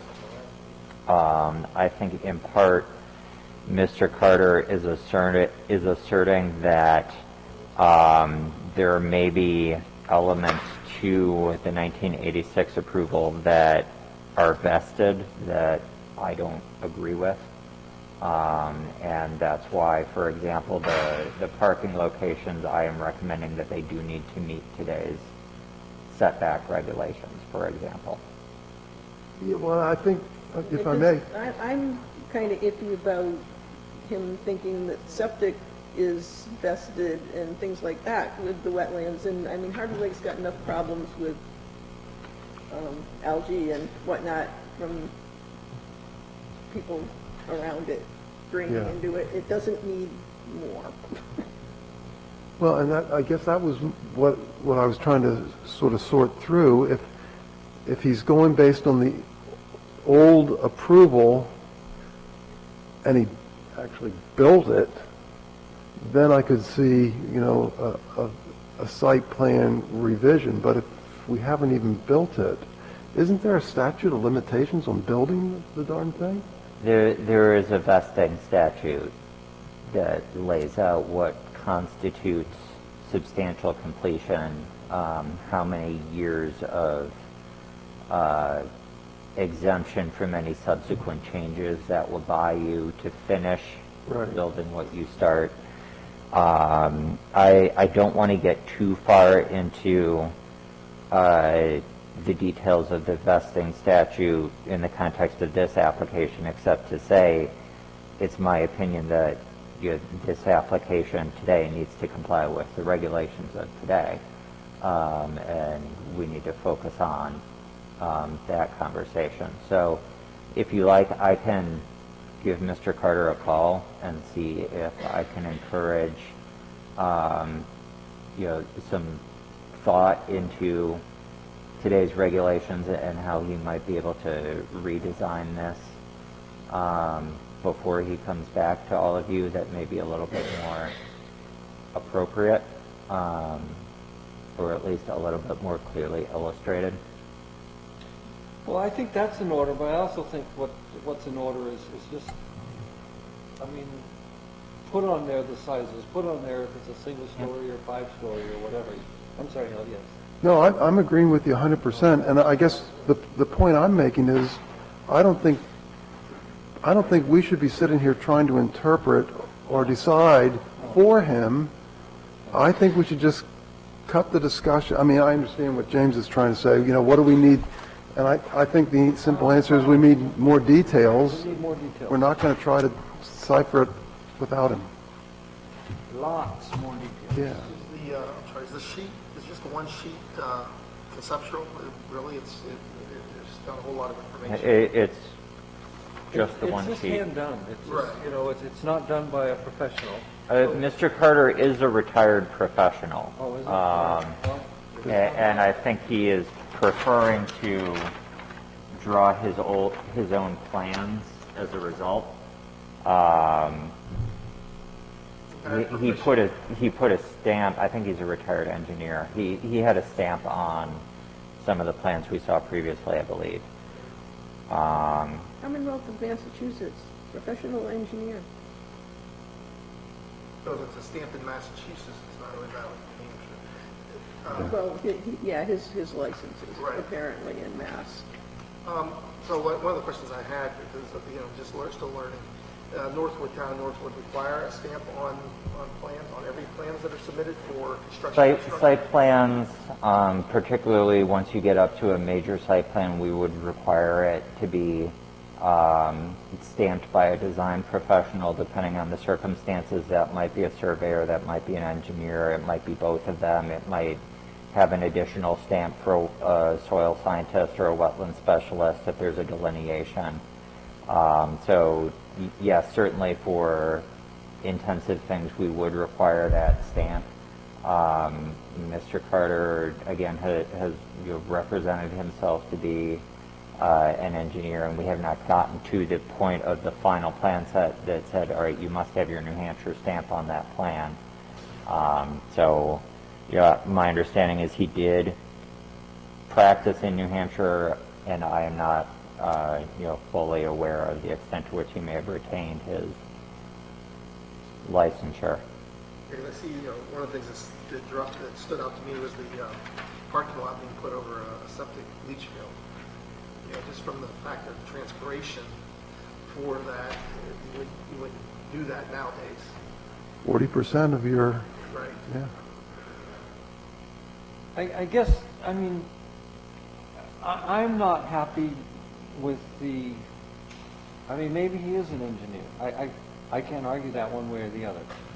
But it certainly is either hand-drawn or very close to it. Now, in all honesty, we have approved hand-drawn applications before, but they were always a little tiny thing. I'm just thinking of the Realtor office above a restaurant. It was a very minor, it took us about 3.5 seconds to approve it. It really wasn't a big deal. And that's one thing to approve a hand-drawn. Why make an applicant go through hundreds, if not thousands of dollars? But this is a fairly major construction, and I'm uncomfortable with the lack of detail. Yeah, I think it's the lack of detail, Tim, as opposed to whether it's drawn by hand versus a Yeah. computer. I'd make that distinction, but yeah, And it is in a sensitive area. Yeah, It so is, it's a sensitive area, and there's just let's get certainly the, not enough detail for me to make a decision in the end. Yeah, I'd like to echo what Al just said. I think that hand-drawn, I'm old school, myself, Yeah. and I think as long as there's enough detail there, if they want to go to that time and effort to get hand-drawn, that's fine. It's just the lack of detail.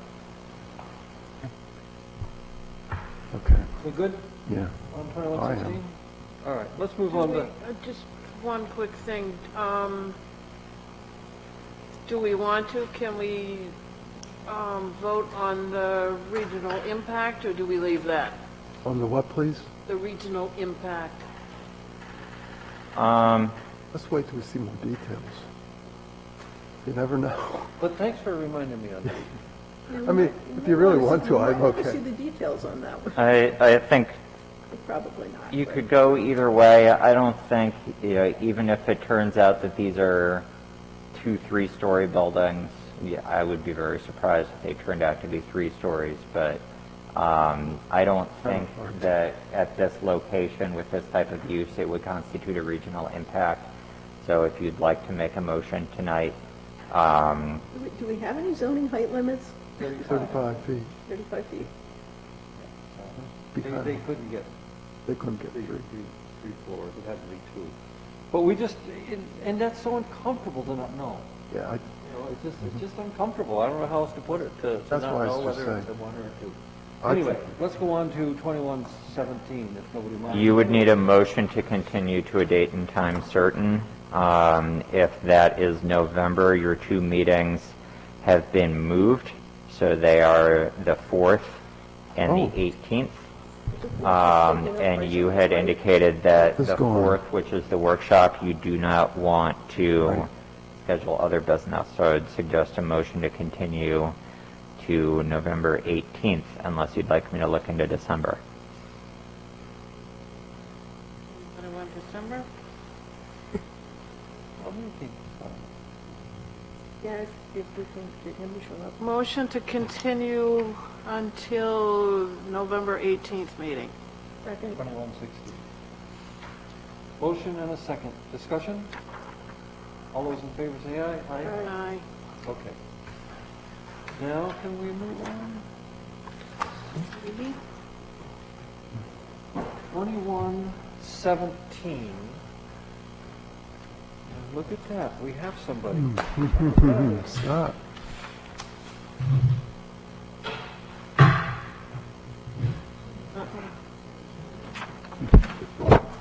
I think that one's yours. And we know who you are, but if you tell us for the record, we'd appreciate it. Scott Franklin from New Hampshire Land Consultants. Thank you. And if you could give us a quick synopsis? Sure. Want me to go right through the plan and everything? And Within accept it, reason. or? Within reason. A quick run-through would be good, yeah. So Scott Franklin from New Hampshire Land Consultants. This project has been in front of the board a few times. We came in conceptually twice. And I think 3-4 years ago, it was approved for a 5-unit condominium apartment development. The applicant decided not to build at that. We need to submit a letter, and I talked with them today. We're going to submit a letter withdrawing that application, so it's clean, that's off the table. It's on Old Turnpike Road to the bottom of the plan, and Old Canterbury Road to the top of the plan. It's 10.04 acres. It is a remaining 10 acres of a past subdivision as well. The corner of Old Turnpike Road and Main Street, there was, is that Main? Yeah. There was a subdivision that subdivided off the ranch that sits there now with a business in it. It's mostly field, woods around the property, and there's a wetland complex. If anybody's driven Old Turnpike Road knows where that big wetland complex is, just after the hump in the road, going past Heritage Store. That's at the bottom, as you're looking at the plan, bottom left corner. And there's a small pocket of wetland, or 2 pockets within the property along that western property line. What we propose is a 4-lot subdivision. We've shown it in different versions throughout the last couple of years to the board. This is the one he wanted to push forward. Starting with the lots to the left, the most westerly lot, that's 2.83 acres with 2.4 acres of usable land and 150 feet of frontage along Old Turnpike Road. The next one over is, we designate it as 21-1B, it's 2.31 acres with 2.23 acres of usable land, 150 feet of frontage. And then the third one is 21-1C, is 2.3 acres with 2.16 acres of upland, usable land, with, I believe it's 155 feet of frontage. And then the final lot, which is the most easterly lot, 21-1, it's 2.6 acres with 2.56 usable land, with over 200, I think it's 225 feet of frontage. There are 2 small wetland impacts on Old Turnpike Road to get the 2 driveways in. There was a lot of discussion in James' review about those driveways and why those locations were selected. There's several reasons they were. One is the location of the larger wetland to the bottom left of the plan. So we pushed that driveway over as far as we could to the 20-foot setback on lot 21-1B, keeping it 20 feet off the property line, reducing the wetland impact as much as possible, and making it a common driveway. And that's one of the waivers we're asking for, is to have a common driveway not along the property line. The regulations state that to the maximum extent possible, you have to go along the property line with a common driveway. And in the past, we've asked for waivers for that when we weren't on a property line. The next driveway up is a single driveway that we proposed for 21-1C. There's a small wetland impact along Old Turnpike Road. There's a small swale that comes up Old Turnpike Road, 50, 60 feet up that side, and then it turns into a roadside swale. So that's impacting that as well. And that will serve as 21-1C. And then the last lot, the most easterly lot, is a single driveway, and that's approximately, it's actually a little bit further towards the intersection than was approved for the condo, because it's a single lot, so it's 20 feet off the property line, where the condo 5-unit was 50 feet off. That's pretty much at the peak of that hill. All the driveways have sight distance, which was another concern of why we placed the driveways where we placed them, was obtaining the required sight distance.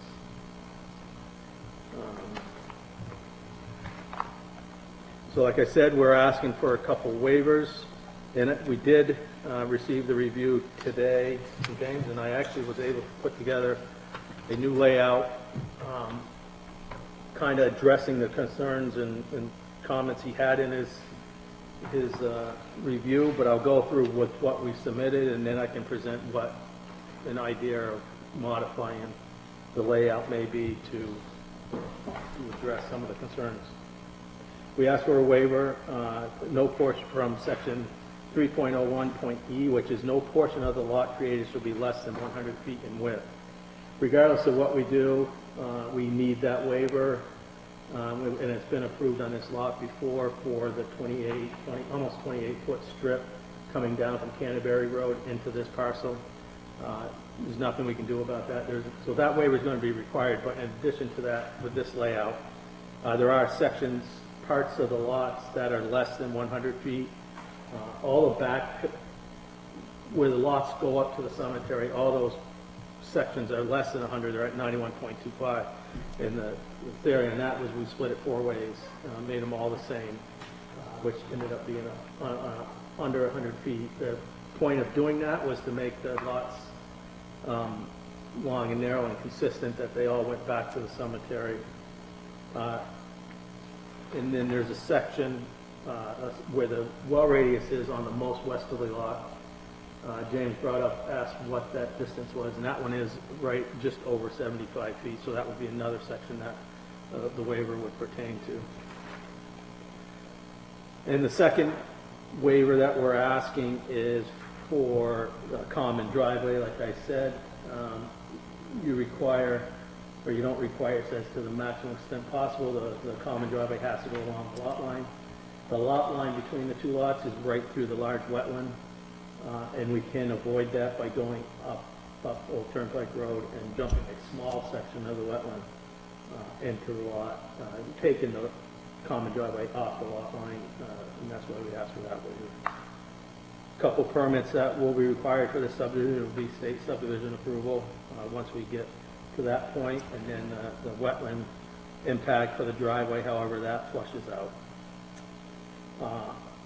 And also James brought up the fact that we need to go get a special exception, potentially for one or two things, one impacting steep slopes, and one, the wetland conservation overlay district for the wetland impacts, which we'll be filing. And we've got the Conservation Commission notes as well.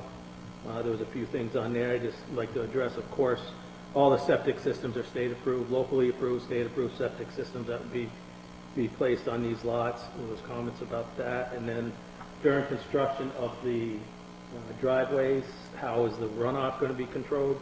There would be roads, driveway swales. We did, it's not on the plans right now, but we could add silt fence and other erosion control methods to stop that from any silt getting down into the wetlands, which they were concerned about.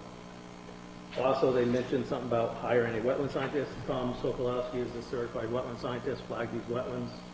The stamp is on the plans, and it was located by our survey crew. And there was a comment about potentially raising Old Turnpike Road. That's not something we've proposed or would propose with a 4-lot subdivision. I guess there's been flooding in that area, and I heard discussion earlier that there's some map about critical areas in the town, and actually I'd like to see that too at some point. So I took the comments from James and the Conservation Commission, and I came up with another concept that if I like I can present now. It's still 4 lots. And I do have a plan if you want me to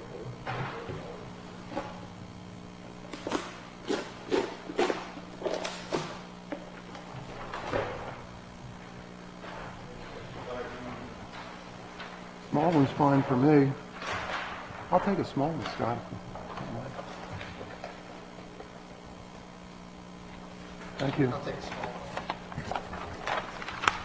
That would actually probably be easier. Thank you much. Thanks, Scott.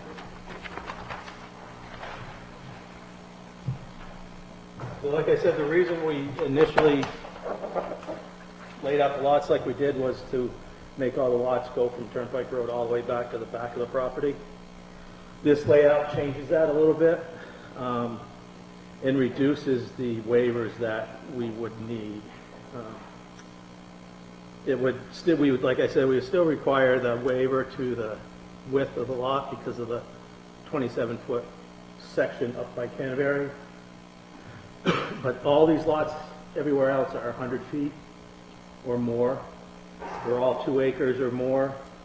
They all have 150 feet of frontage or more, and they all have 1 acre of upland or more of usable land. One of the biggest changes on this plan would be allowing us to do a common driveway with 3 lots along the lot line of 21B and C, which would service those 3 lots. What this achieves is it gets the driveway out of the steep slopes, so that special exception wouldn't be needed.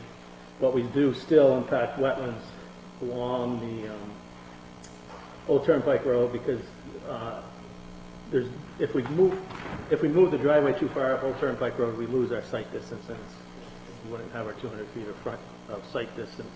So keeping it where it is along that lot line, we have about 600 square feet of wetland impact, and like I said, no steep slope impact. So we would still have to go to the zoning board for a special exception for the wetland overlay district impact, but the steep slope would not come into play. We would miss it just to the west of the steep slopes that are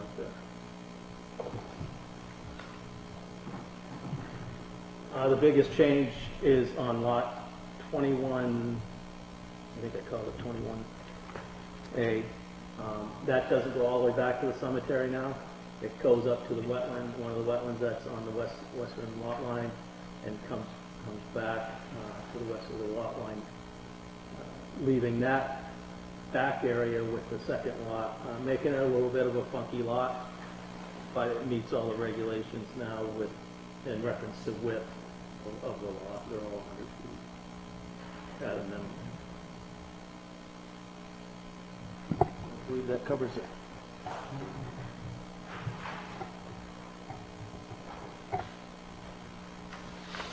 What about funny looking lot waiver? Don't we have a? We do have a funny looking lot waiver that might come into play. So I think Mr. Frankowitz was very thorough and a little bit more thorough than I was expecting for a high-level quick overview. So I would suggest that we act on completeness before we discuss too much of the merits. Yeah, I do feel that this application is complete enough for the board to begin its review, and I think that, for example, the ideas that Mr. Frankowitz came with for revisions were things that I was hoping the board would discuss tonight, and I think that we need to find it complete in order to do so. Motion to find the application complete? Second? Discussion? So, my only question about completeness is we now have two different plans in front of us. So, can we still find it complete with two different plans? I mean,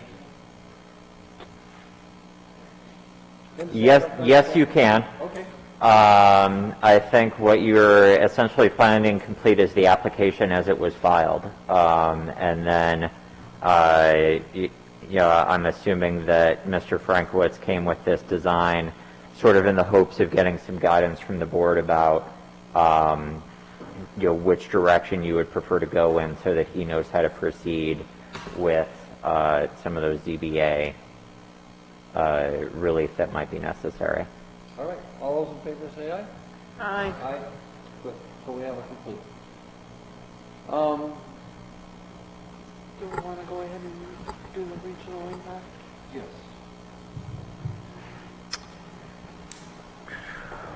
Move to find that no regional impact exists for this Second. application. Second. We have a motion and a second. Any discussion? All those in favor say aye. Aye. Thank you, Betty. All right. Questions on, or does anybody have anything to say pro or con on either of these plans? Let's start there. Well, I guess if I could sort of frame what my biggest concern was, there seemed to be a lot of moving parts, and with, as I note at one point, various criteria for special exceptions indicate that, the impact to this overlay must be the minimum necessary. It's possible to, as Mr. Frankowitz has done, redesign this to completely avoid a steep slopes impact, so that's minimizing that, but it's changing how the wetland impact works. I think the redesigned plan would also need a slightly different driveway waiver. Currently, he's requesting one for a driveway that doesn't conform to the lot line. The redesign would add the other portion of that code section that we had talked about splitting out. In this case, it would actually, be helpful to be able to discuss both at once, and that is a statement that a shared driveway cannot serve more than two properties. So in this case, you would be adding a third lot that is being served by that driveway. And then if that driveway were to be paved, It is also located in the side setback, and a paved driveway is considered a structure, so that would need a variance to be located where it is. So I think essentially what I'm encouraging you to discuss, clearly relief of some sort or another is going to be required for the driveways. And I would encourage you to think about at least what might be the most desirable form of relief to take, or what protections are the most important to preserve. And then Mr. Frankowitz can have an understanding of what requests he should probably be making to the ZBA, if that makes sense. It makes sense. So I can think of a couple. Certainly, one very much comes to mind that I go by every day on Route 4. Two new buildings that is served by one driveway. It certainly would seem, although I don't think there's ever been there, that there could be areas of conflict between the 2 or 3 different households. I don't know if that happens. Do they make some kind of a pact? We would require access easement, and we would encourage that easement language to include discussion of shared responsibility for maintenance, et cetera, as a best practice. But we would at least require that easement to be in place, especially for the benefit of the leftmost lot. While the other 2 may have a somewhat reasonable way to get to their property if they can't play nice, the one on the left is sort of going to be hung out to dry because they're going to have a lot of wetland they have to get through. Yeah. So yes, that is something that we would want to see that language for over the course of the process. The other side of it is, I think that most everybody would agree the less driveways onto a road, the better off we are. At least there's, that seems to be what they try to do along the highway or whatever, is to limit the amount of driveways, et cetera. So, any questions on the driveways from anybody? I've got one. Okay, Al? So, Scott, I'm wondering if you ever considered sharing the eastmost 2 lots' driveways, because the way you've got the one driveway coming in, it goes up pretty steep. If you were to share with number 1, or with the two on the left, the 2 on the right, you'd be able to have a much less steep driveway, and then you'd have two driveways, which maybe perhaps lessens Tim's concern. But I'm sort of in the same boat as you. I think if you write something in, it's usually not a problem. But it just sort of struck me that instead of all 3 of them having to come up that steep slope, you could mitigate it and maybe have, at least 2 of them have more reasonable slopes for their drive. And if you do that, then you might be able to angle the other one over a little bit further. Yeah, I can definitely present that to the applicant. I mean, it's something to consider. I'm not saying I wouldn't be disagreeable to the 3, but it just seemed to me like that might be another alternative. And that would let you move the driveway for the other 2 essentially back to where it was, out of the side setback, and cuts down on the waivers you need. We would still need the 2 waivers for both a waiver for both driveway locations. Yeah, you would need the same waiver for each because you're not along the shared property line. Go. What's the scale on this? I see there's a location in that plan, 1,000 feet. The scale would be on the right side of the plan. 1 inch equals 60. So that longest road there is about 300 foot? I didn't hear what, That left driveway? driveway is about 300 feet, I guess, or so. There is a profile within the, The only reason I'm asking about it is when I look at the elevations there at the top, you are coming down and coming across grade to lessen it somewhat, but Right. overall fall is about 14 feet. So with that, I'm just wondering, if these are paved driveways proposed? no, there'll be gravel. Gravel. So is there any type of water bars or anything you're looking at doing to help dissipate the energy that's coming down those driveways? So when Well, they come, yeah, we would propose roadside, not roadside, driveway swales, and we can put, stone jack dams in those. right. I just wondering, as it come down to Old Turnpike Road and into the Right. ditch line there, not causing any erosion problems down there? Yeah, and the Conservation Commission brought that up, so we'll be addressing some of. Okay.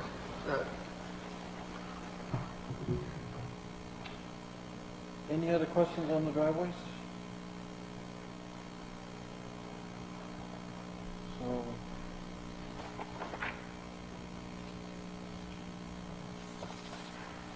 when do you think you'll have the new plan, if you're gonna talk to the applicant or whatever, and I think I can convince them that the idea of the two driveways with two access point, or two homes off of each driveway is probably the way to go.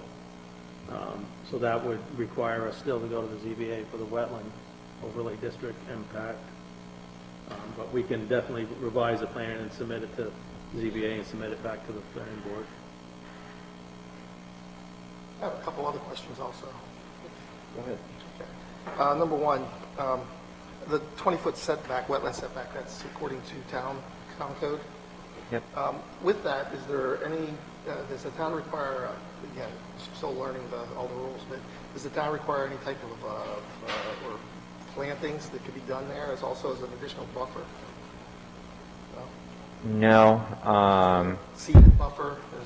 Yeah, I mean, we would require, to the extent that runoff is generated in the impacts, slowing it and treating runoff, et cetera, not just to take all of the siltation straight into the wetland. So I think that that's something that would probably be scrutinized in a little bit more detail when Mr. Frankowitz was presenting the details of that crossing to the ZBA. I know, it's just working around wetlands and stuff, doing some work, always seemed to be DES coming back and wanting some sort of additional vegetation planted when you're that close to a wetland. And I don't know if this is is designated wetland there or... I don't believe it is, but whatever, a wetland impact is both a town and a state wetland impact, so DES would also be reviewing whatever the final proposed wetland impact is, and if they had their own requirements, for plantings or erosion control, as you suggest, the applicant would need to find a way to comply with those as well as whatever conditions I appreciate by the that. town. The other question... I'm sorry. If I may, are you talking about plantings within the 20-foot buffer? I'm saying that for where the direction of the slopes run into, and there's a wetland down there, if there'd be additional requirements on some sort of a planting rather than just the seed and mulch, Oh, right next to the driveway, you mean? Not in the 20-foot buffer? Or in the... along that area, just some sort of where the buffer is located. There's not going to be anything, any structures put within that buffer, correct? It's supposed to be a vegetative buffer. It is most wetlands in Northwood are essentially a no structure buffer. It's not a no cut, no disturb, and it's not a requirement that anything be added. It's simply that you can't place a structure within this wetland setback.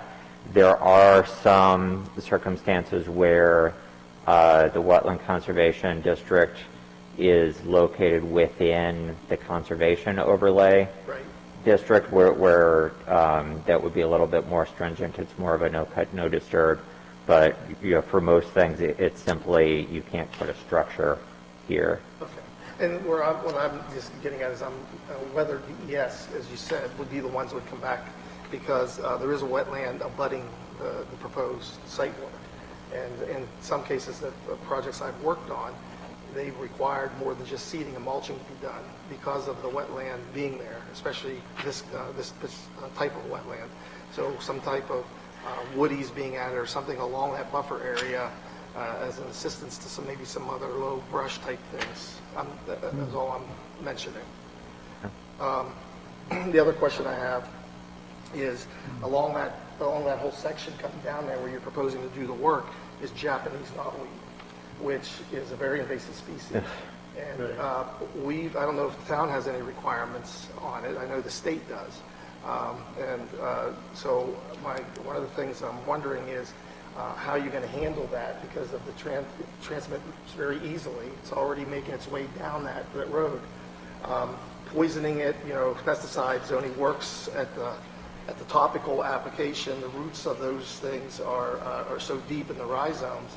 So I know that in the past when I've had projects where we run into that, based on state statutes that we've dealt with, but even towns, where you're requiring the contractor to dispose of that, either being buried into a landfill where it's under plastic and stuff, or it's incinerated. And so those are things I'm just curious as to if there's been any thought to that. Well, as I understand it, the town hired a company to go around, and this was one of the sections that they went through and cut it all down, and I think was supposed to get rid of it. Cutting it down, though, doesn't... I know that, but I think somebody can correct me, but the town did hire... Jeff, I'm going to refer you to Walter. Call Walter Johnson tomorrow, get the details on what we did. Okay. And then if you have some feedback in Yes. terms of what was done, we'd appreciate it. Okay, I have actually some documentation from the state. Well, talk to Walter, because we hired a person that's got state registration to do this work. Right. And so if there's a discrepancy between what you think maybe is appropriate and what we've done, it'd be good to know. Oh, yeah, they sprayed it is what they did, correct? That's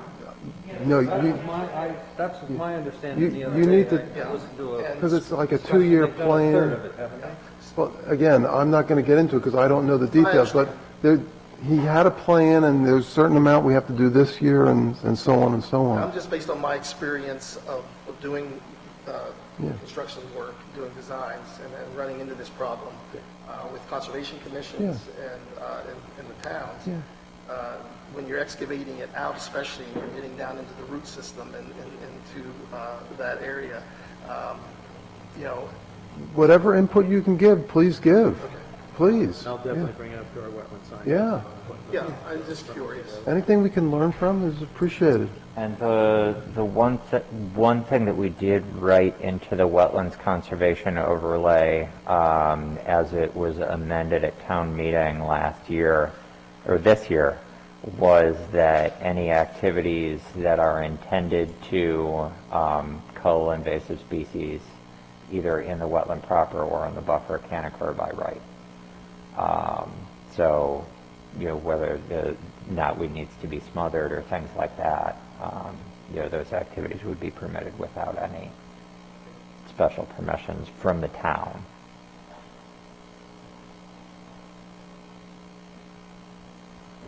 All right. Anything else?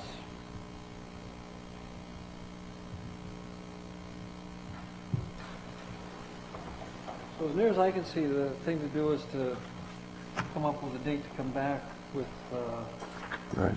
set plans so that we all know what the exact plan is. Does anyone have a problem with that? No. And so, what was that date in November, 2018? 18. 18. So if you want to put it in November, it would be the 18th. If you wanted to wait to see this again until ZBA had acted, Linda's there meeting the 23rd of November. Are they still having it the Tuesday of Thanksgiving? So if you wanted to be sure that at least there was a possibility to file again in front of the ZBA before coming back here, you could put it on for December 9th.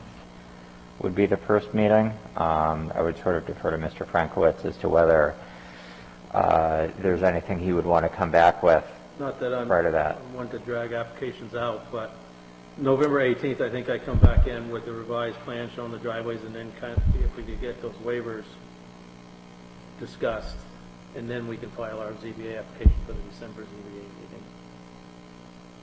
Because without having the waivers, that could change.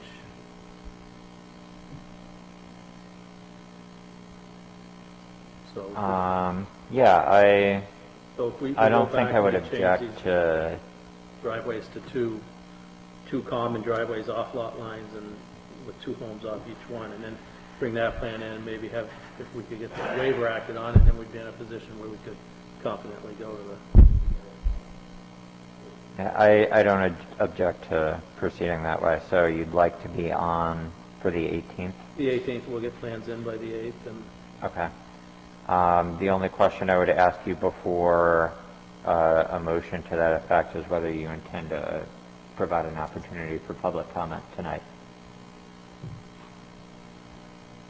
Yes. Probably should. Before I do that, can I ask another question? What is our,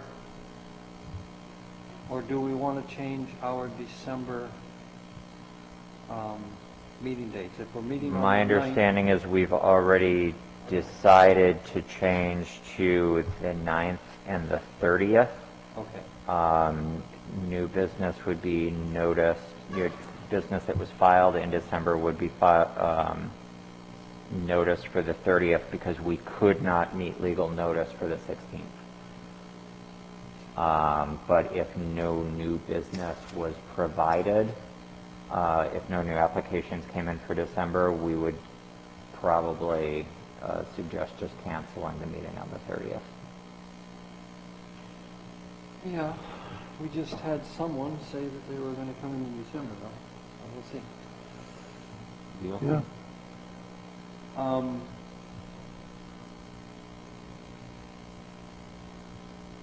All right, so, I'm sorry, what did you say you wanted to do tonight? I forgot already. I think we have discussed, do you mean when I asked about public comment? Yes, thank you. Don't get old. Pain in the neck. Yes, but it's try better not than to. the presently available Uh, alternative. Normally, yes, but once in a while I wonder. All right, so we're going to open up public comment for tonight. Anybody would like to make a comment? Good evening. Yeah.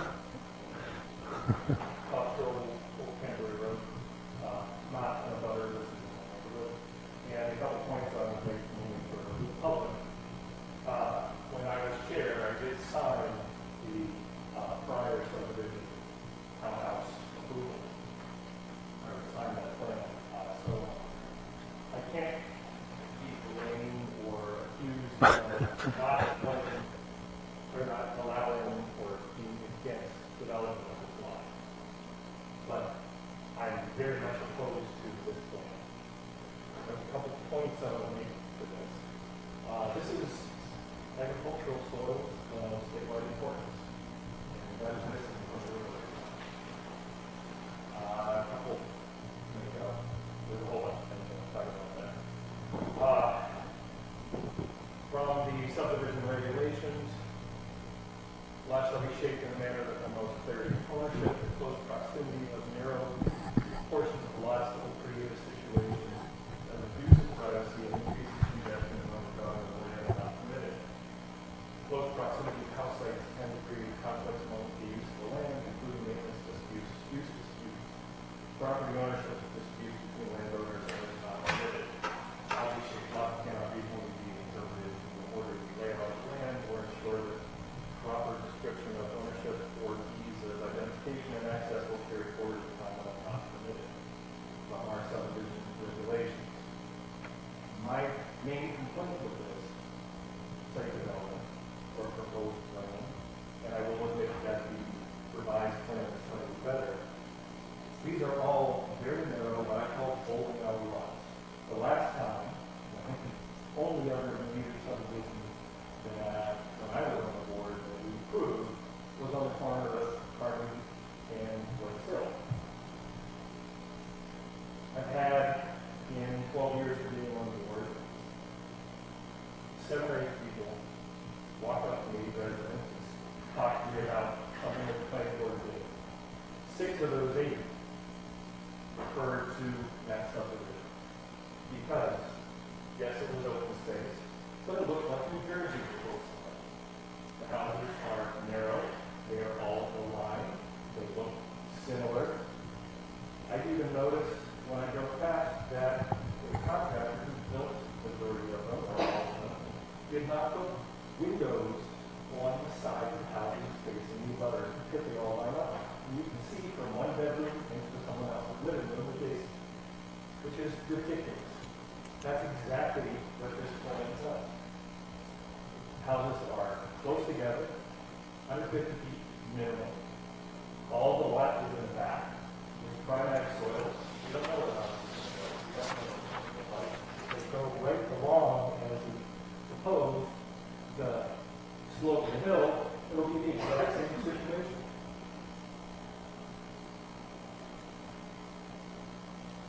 Primary soils.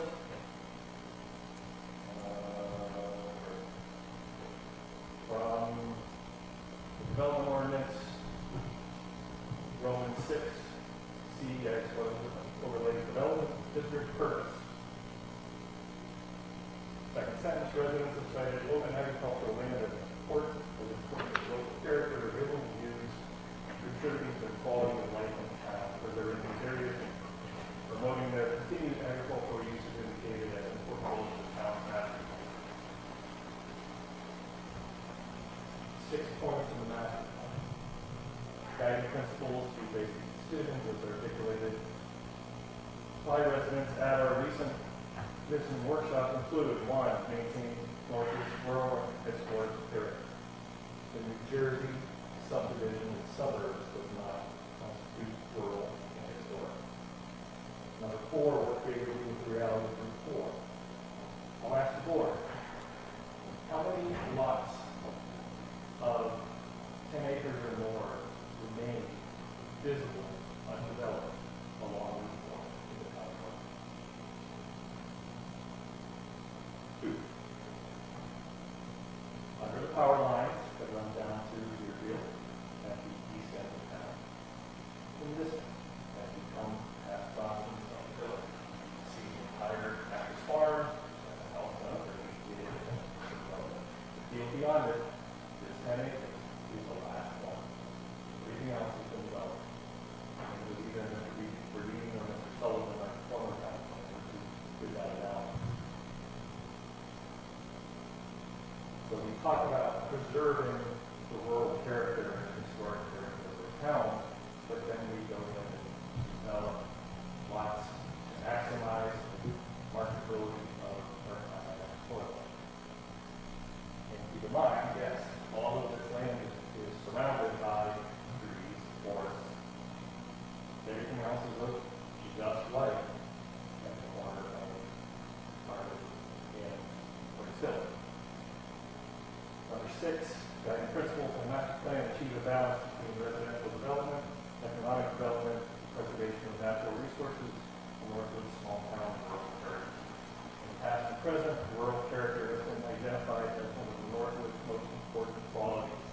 The value of open spaces, the beauty of our natural resources, our small town atmosphere, and all those facets businesses are all features of Northwood systems must preserve. Again, I'll challenge you, if you have not been down Old Canterbury, where I signed the subdivision for 3 lot, 5 acres subdivision, the houses there are some of my neighbors, let's say not in keeping with the rest of the neighborhood. That whole wing of Old Turnpike and Old Canterbury were built in the 80s. They were typically, like my house, 2-story and umbrella. 2 bedrooms up top, 1 bedroom on the main floor. The recent developments in town, at least in that neighborhood, on 5 acre lots, are $500,000 assessed value or higher. I don't know if this lot, but it's sold for, listed I think for $650,000 recently. I don't know if that was the listing price, and if they're, if you're buying that or not. I'm sure you're trying to maximize the dollar figure from that. Again, what are we looking to do from our master plan, our subdivision manipulation by improving? What I suggest, first of all, is that the board do something we haven't done in a while, is take a site walk, take a look at this, so you can see exactly where the property is, how steep the slopes are, the driveway, and where the housing is going to go. Where also the development for construction runoff is going to go right into the wetland. I would also suggest that you read the subdivision regulations on open space development. Subdivision 9. That does not apply to this application because it's for 20 acres or more. However, it does specifically reference prime agricultural soils of spatial importance. Be protected and considered with this application of frontage. Third point I want to make, if you travel up 202 toward Rochester, go past the lake right there, go into the area, before you get to the old golf club shop in Stonehouse Pond, there is a relatively new subdivision called Yearling Road. It's a cluster development. I would strongly encourage the planning board to look into applying that in this case. That is, I think it's 6 homes, all off of a single driveway, single private road, right in the little development, and all the land, all the ownership of the land is significant. I would easily see that in a location where the original home, family home, was approved. And that, I would have absolutely no problem for chair, and not this. I would consider that. Thank you. In the interest of disclosure, Mr. Strobel is a planning board alternate. He has not been seated for this case or for any case tonight and did notify us beforehand that he intended to recuse himself from any future consideration of this case because he wished to speak as an abutter. As a member of the public. Sorry, that was my misspeak. Any more? No? No? All right. We'll end public comment for tonight. Can I just make a couple comments to what was said? I believe he said that conservation subdivisions are required for 20 acres or more. This isn't 20 acres. And he said that. Right, so it's not a requirement that we go in. And to be truthful, the developer would love to do what Mr. Strobel just said, is to cluster the homes, but that's not allowed in Northwood. You can't. What? To cluster the homes Yeah. without lot lines, you can't do that in Northwood. That's not allowed. Detached single-family homes, only one residential home is allowed on one lot in Northwood. So that's not even viable unless we were given some type of relief on that. That would be absolutely something he would look at. And this isn't, these lots are normal lots. They're over 2 acres. They're 150 or more wide. They're not going to be lined up like on Blake's Hill. They are staggered. And I don't believe this is the only 10-acre lot. I believe the lot next to Johnson's is 13 acres, and that's still a vacant lot, so that's one other open space lot that's still available. Another thing to point out is this lot is zoned exactly like the one that you just approved, and it was their open space aspect to that development. It's agricultural soils for that development and your general residential, or your general district. But you just approved a bunch of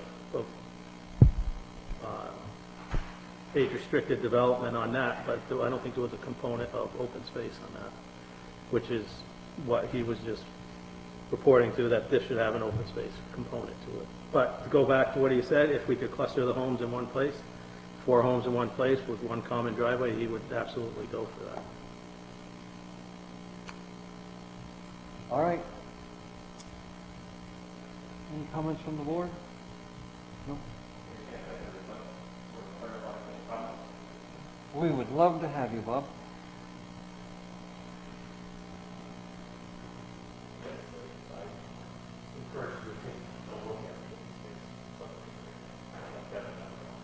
The yearling road property, my understanding, is not very, my understanding of it is that the shared driveway and cul-de-sac forms the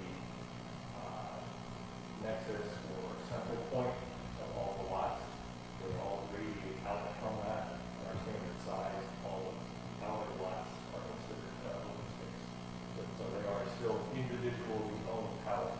Right, but they're not individual lots. They're not, Yeah. I'm not, they aren't. Yeah, no lot lines in that development.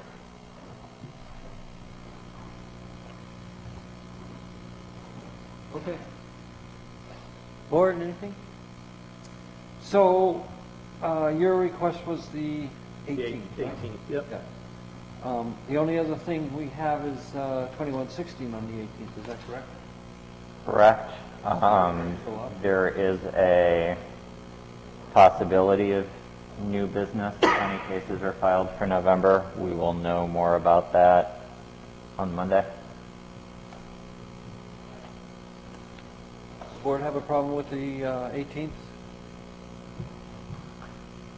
Motion.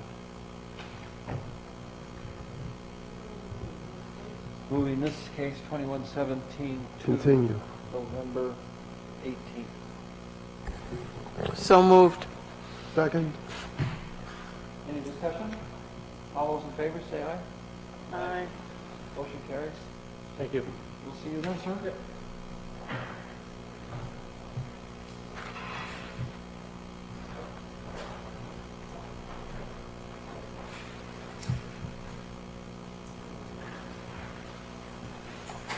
All right. Well, that was interesting.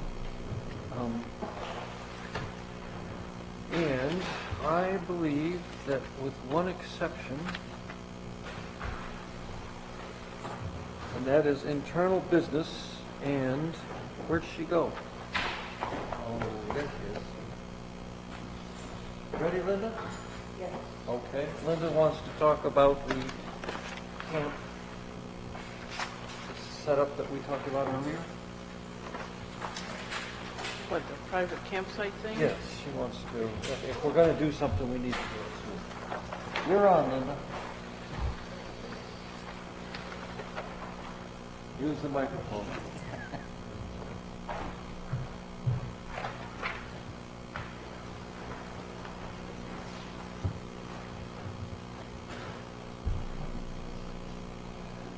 Oh, there it is.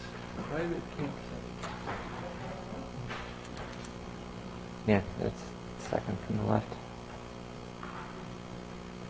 Probably. Oh, you gonna, is that, oh, no, I didn't get one. Anyone? Are you going to look into that further? Are you going to look into that further? Barrington versus Northwood? I can't. You want to give me 2 minutes? 2 minutes? 2 minutes to make some suggestions about the board based on this? For, I would have been happy to, except that the applicant's person left, and I don't think that's fair. Nothing to do with that application. Doesn't matter. Does the board have any problem with listening to Bob for 2 minutes? Well, if it's not related to private campsites, I don't think we're talking about anything else okay. tonight. Okay, private campsites. Linda?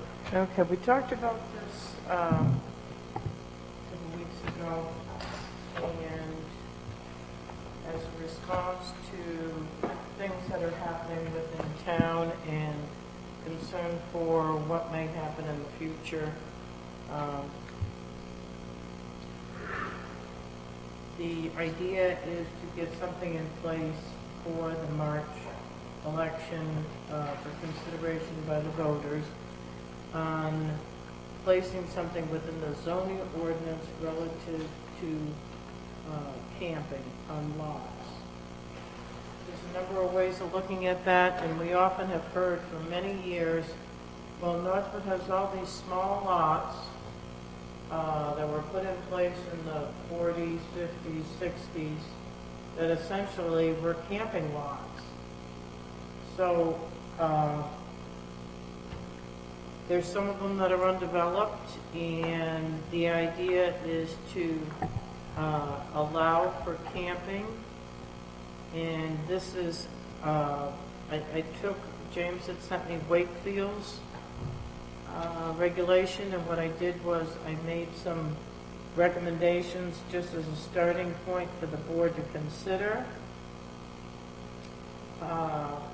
Basically, first let me say what some of the difficulties are. Some of the difficulties are that we have, say, a 50 by 100 foot lot. People think it's okay to go camping there, so they drive the RV there, they park it, and the sanitary waste goes into either a hole they dug in the ground, or we've had some where they've had them running off to the culvert on the side of the road, and it's created a real enforcement issue for the town building inspector to go out and deal with.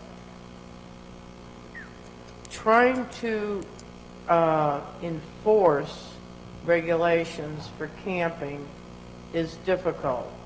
Two reasons. Many people do this on the weekend, so they might bring this stuff up on the weekend and drive it away, and we don't have anybody, a staff person, out doing that. And the second part is we have a part-time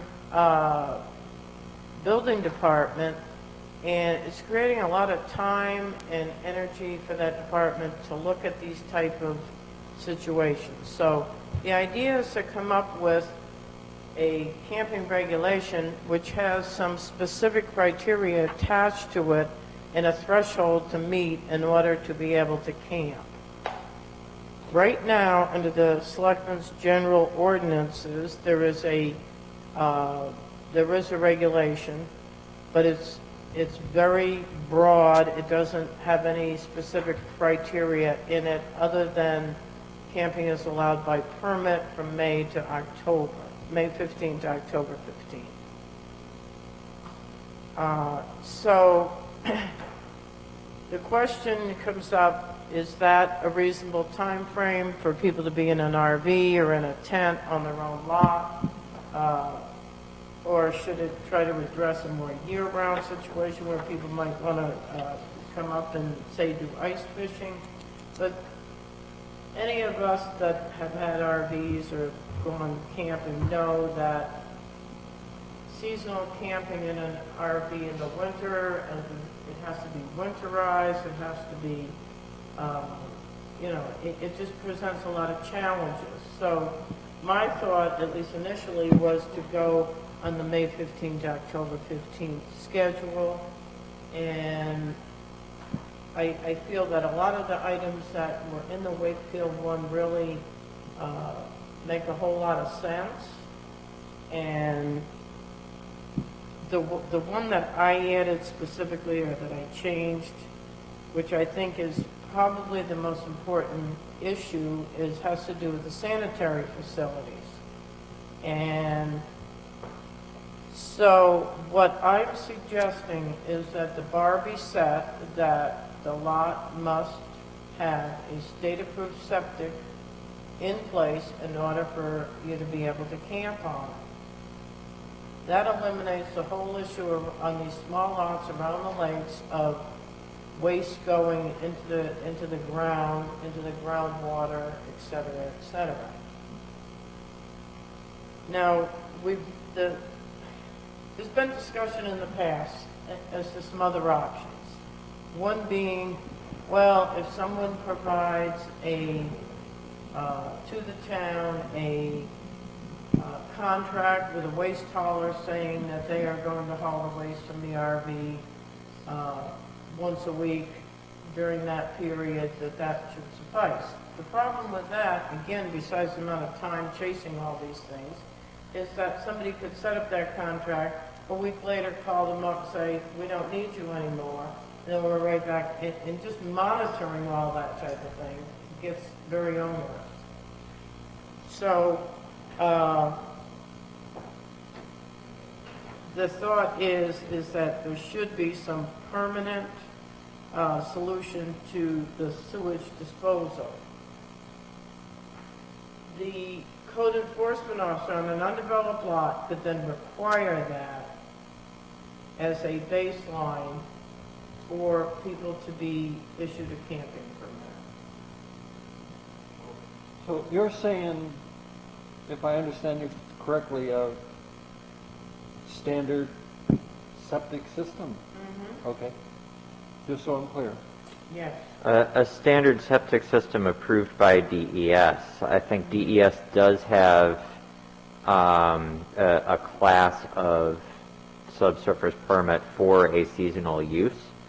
And if that's something that DES felt was appropriate for the site and was willing to approve for the site, I don't know that we would be able to preclude them, but that would fall under the category of a state-approved septic system. And do you have any idea what that entails? I do not. I mean, is it still a septic tank in a leach field of some sort? Yeah. Holding tank. Yeah, it wouldn't be a leach field, just a holding tank. Which would still require pumping? Still require pumping, yes. Huh. No, I don't. No one else finds, do they? No, I think we'll let him. More information, the better. I guess you need to state that I'm on the record or something, or joined So, at the table. Mr. Strobel is entering the planning board meeting tonight at 9:30. Excuse me. Sorry about that, but this is I have a bit of experience camping both at campsites and quibble and legal and not. Yes. Careful, Bob, you're being recorded. I know. It's not in this state. It's not even in this country. But we do tow my RV lots of places. My understanding, yes, is that for subsurface, in fact, a lot of campgrounds use just a holding tank, and it's pumped once a season. October typically when they close it. Excuse me, Bob, you're talking about a campground where multiple vehicles would dump into a holding tank, probably for a fee, and then someone would come every so often and empty that. Is that correct? That works for the commercial campgrounds, but if you're a private landowner as well, you can have the same thing. Okay. So you dig in a 250 gallon, I think that's the minimum size I'm aware of. All right. And then you hook your RV into it for whenever at the end of the season, when you pull your RV out, you call up your local septic pumper and say, come get it, here's your check. And you have an RV? Yes. And I have a 250 camp. gallons, would that do a season? We can go, yes, that would go fine. Okay, I don't know, I've Yeah. never had a trailer in my life. Yep. I camp a little more wilderness than you. Well, figure that for seasonal camping, the couple people I've talked to are there typically 2 months at a time before they get bored being in the same place in the same RV and they pull out. Most commercial campgrounds that I've been at have septic hookups, so that instead of going in your 30-gallon holding tank, you're going right into the campground's holding tank. Yeah. The other advantage and something I won't say necessarily I would recommend, but what would be the board's consideration or the town's consideration for tent camping and just setting up a porta-john? Same kind of thing. If it's approved, if you're looking at wanting people to be able to use their land on, even if it's a 50 by 50 lot for a weekend, for on the lake where they've set up a tent campground, do they need to put in a 250-gallon septic tank that they can't really aim into? Or can you just put on a porta-john for the season that you're going to use it and have it pumped once a month?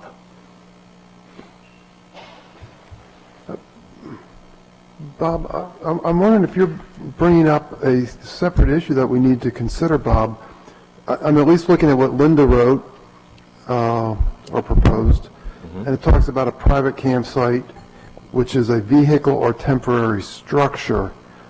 And would we consider a tent, A tent is a temporary structure. So is a yurt. A little more, the idea of a temporary structure for seasonal is that you can remove it at some point in time. Whether you do or not is up to a whole bunch of okay, so different temporary considerations. structure would cover tents, Yes. tent camping, okay. So one thing, for context, this language is still sticking pretty close to Wakefield right now. So there is the caveat that this wasn't written for our ordinance, and we would need to do a little bit of adapting or consulting definitions and all of that. If you want to go look up the Wakefield without adaptation, it's in their zoning ordinance, Article 16, private campsites, if you'd like to see it.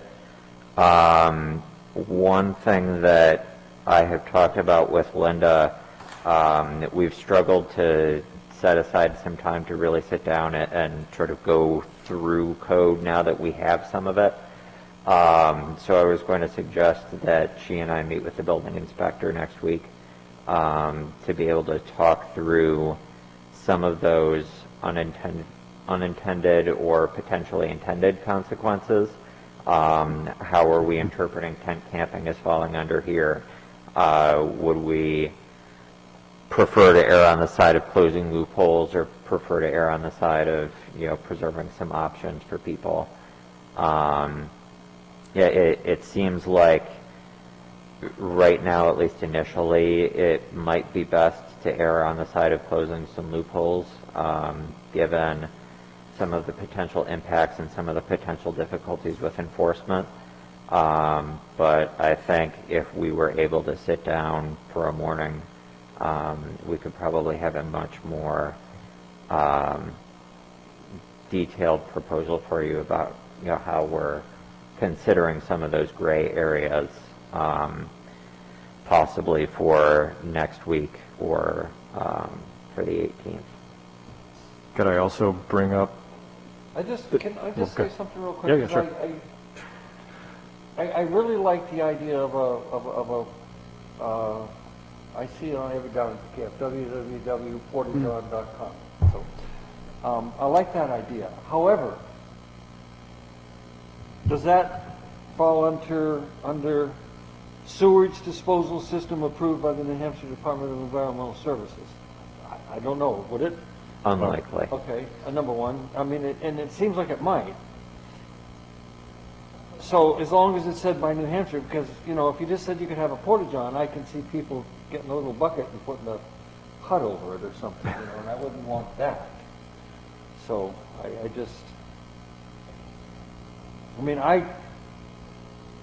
like the sentiment that we would like them to use their land if it's done in a clean, safe, sanitary way. And a porta-john certainly would fit that bill for me anyway, as long as it's an actual structure that's, I don't know, I was at the state auction, they had 10 of them down there, so apparently they must be approved. So, anyway, I'm sorry, Bob. That's okay. One of the loopholes that we might want to think of are tiny homes. Because there are a tiny home. A tiny home that is On wheels. Still on wheels and does not have a stamp as a manufactured home meets the definition of an RV under building code. Okay. Unless you're talking about a home that is very small, that is a stick built. Not mobile. I thought he said Pine Coves, and I'm Oh, sorry, tiny homes. Yeah, no, most, like, if you're talking about park trailers, those are stamped as RVs. Okay. So, you know, they don't have the HUD manufactured home stamp. And usually that ends up being a building code sort of a situation for things like that. Okay, good to know. Thank you. With this camping, is this also going to cover people who are parking RVs in their backyard and renting them out as Airbnb? This does address, it says a parcel owner shall not receive any form of compensation from use of a private campsite. Okay, but is their yard a private campsite? Well, If technically, they are putting the RV there under the auspices of a private camping permit, then yes. What? Correct. No, it would not be a private campsite if they were storing the RV in the off-season or between uses for their personal use. But I think some of the language here also then gets into, you know, this won't include when you're storing your RV in the off-season, but clearly that's stored in a, you know, ready to hit the road kind of state. So I would also be careful in our language that if, I don't want, personally, if I sleep out in a camper because I'm in the dog house for the night, I don't want to have to get a permit. If my niece and nephew come up for a week and they want to stay up till 10:30 or past my bedtime, I'm going to tell them to go out, sleep out in the camper. I don't want to have to get a permit for that. I think that's one thing that I've already noted as something that this language doesn't satisfy in my mind, is it doesn't, to me, clearly state the minimum period of time that would require a permit. And so if for us that is one overnight or more than one overnight, how we want to define prolonged stay, any of that, I think we would need to arrive at some sort of threshold. Yeah, because I know the Bennetts used to have one of their friends come over, and he would bring his RV and would be there for a week. But there's also people down the street that were renting out an RV for an Airbnb all last summer, so. Sure. Well, I assume they got their business, I assume they got that approved as a business, right? Well, if not, then we need to enforce the regulations. I mean, an Airbnb business is a business. It needs, The town doesn't really. We haven't- my concern with this regulation is for undeveloped lots, Right. not lots that have single-family residences. And there must be a Okay. way to separate those We're two. gonna have to, I think we're gonna have to If I address could this just- at some point too, because, I mean, if people can make money by letting somebody park an RV on their lake lot, we might have a problem. Well, that's why it says that you can't receive compensation. I mean, you, Yep. again, a lot of it has to do with enforcement, which is going to be pretty tough. I mean, you can make it owner-occupied, but we don't want to go out and have to send our code enforcement person out there to knock on doors. But Yeah. the other thing I did include, which I think it's not in Wakefield's, but I think is important, because we have so many of these small lots, and they are near other lots that are developed with people's homes, is to, at the end of the definition, to, that no permanent structures or buildings, including accessory structures, shall be allowed on private campsites. So it's either tents or RVs on wheels, and not people come in and say, well, I got the RV there, now I want a 24 by 60 garage to go with it, I want sheds, I want pools, I want, where the intention is just as a campsite, and narrow that down to it being on an undeveloped lot as a campsite. Yeah, and because nowadays you not can just start buy a doing- shed and have it delivered on a flatbed truck, and, you know, they sell them as camps. Here, have a camp, it's got a porch. You know, that it would not be a structure that requires a building permit. Tent Well- could be a yurt that comes down and, you know, goes up, goes down, tent-like structures. I got a question, just back, I guess just a little bit. Before, yeah. So if somebody's house and they're renting out a room in their house, is there nothing in the town that can stop them from doing that? Is that correct? Yeah, currently, we do not define or regulate short-term rentals in and of. Like, so they're renting a room Themselves. to somebody who's, just renting a room from them. I guess my question about parking the RV in the driveway, as long as the sewage discharge is being taken care of properly, what's the difference between them renting out their room and renting out the RV as a bedroom to somebody? As long as it's they're not dropping their sewage on the driveway or in the ditch, and they're taking it weekly and disposing of it. It just came to my mind when you were talking about. I think Linda's point was well taken, is that this is applied to undeveloped lots. Correct. Which Up is top, it not, needs to say that, private camp, that's what I wrote here, private campsites on undeveloped lots. Yeah. Would be, you know, something like that for a heading. 'Cause and I think we should kind of limit this to that. We have time constraints. And Linda, what do you need by when? You don't want to hear next, is that James and I Can't use the have, next meeting. Can't use the next meeting. well, that's what we're going to ask for. James and I are going to meet this week with Jared, and then have something hammered out that the board can look at, so that we can send it to legal, so that on the 18th, is So that- on the 4th, essentially what we would be looking for you is this sufficiently done that we can get a motion from you to send it to legal counsel for review? Because we feel that in order to meet the timeline, we would really need a motion to refer this to a public hearing on November 18th to set up and notice a public hearing for December. So, I'm speaking for the board here.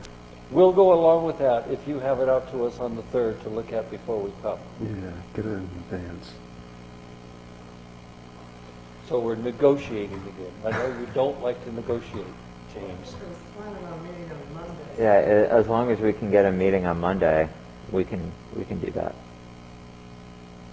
Meeting on Monday, meeting, you guys meet? Yeah, a staff meeting. Not us meet. No. Okay. I mean, I just am so much more comfortable to have a chance to look at something before I come to the meeting. Yep. Right, right. I just am, even if it's only one day. Okay, everybody okay with that? Yes. All right, you snuck it in. Anything else on the agenda for tonight? We're all good? Can I get a motion? Motion to adjourn. Second, All those in favor say aye. Aye. any discussion? Oh, you did your work so good. I'm telling you, you were the Wait till you best get the host bill. in the world. Did you two match before you came in? You see, I see what?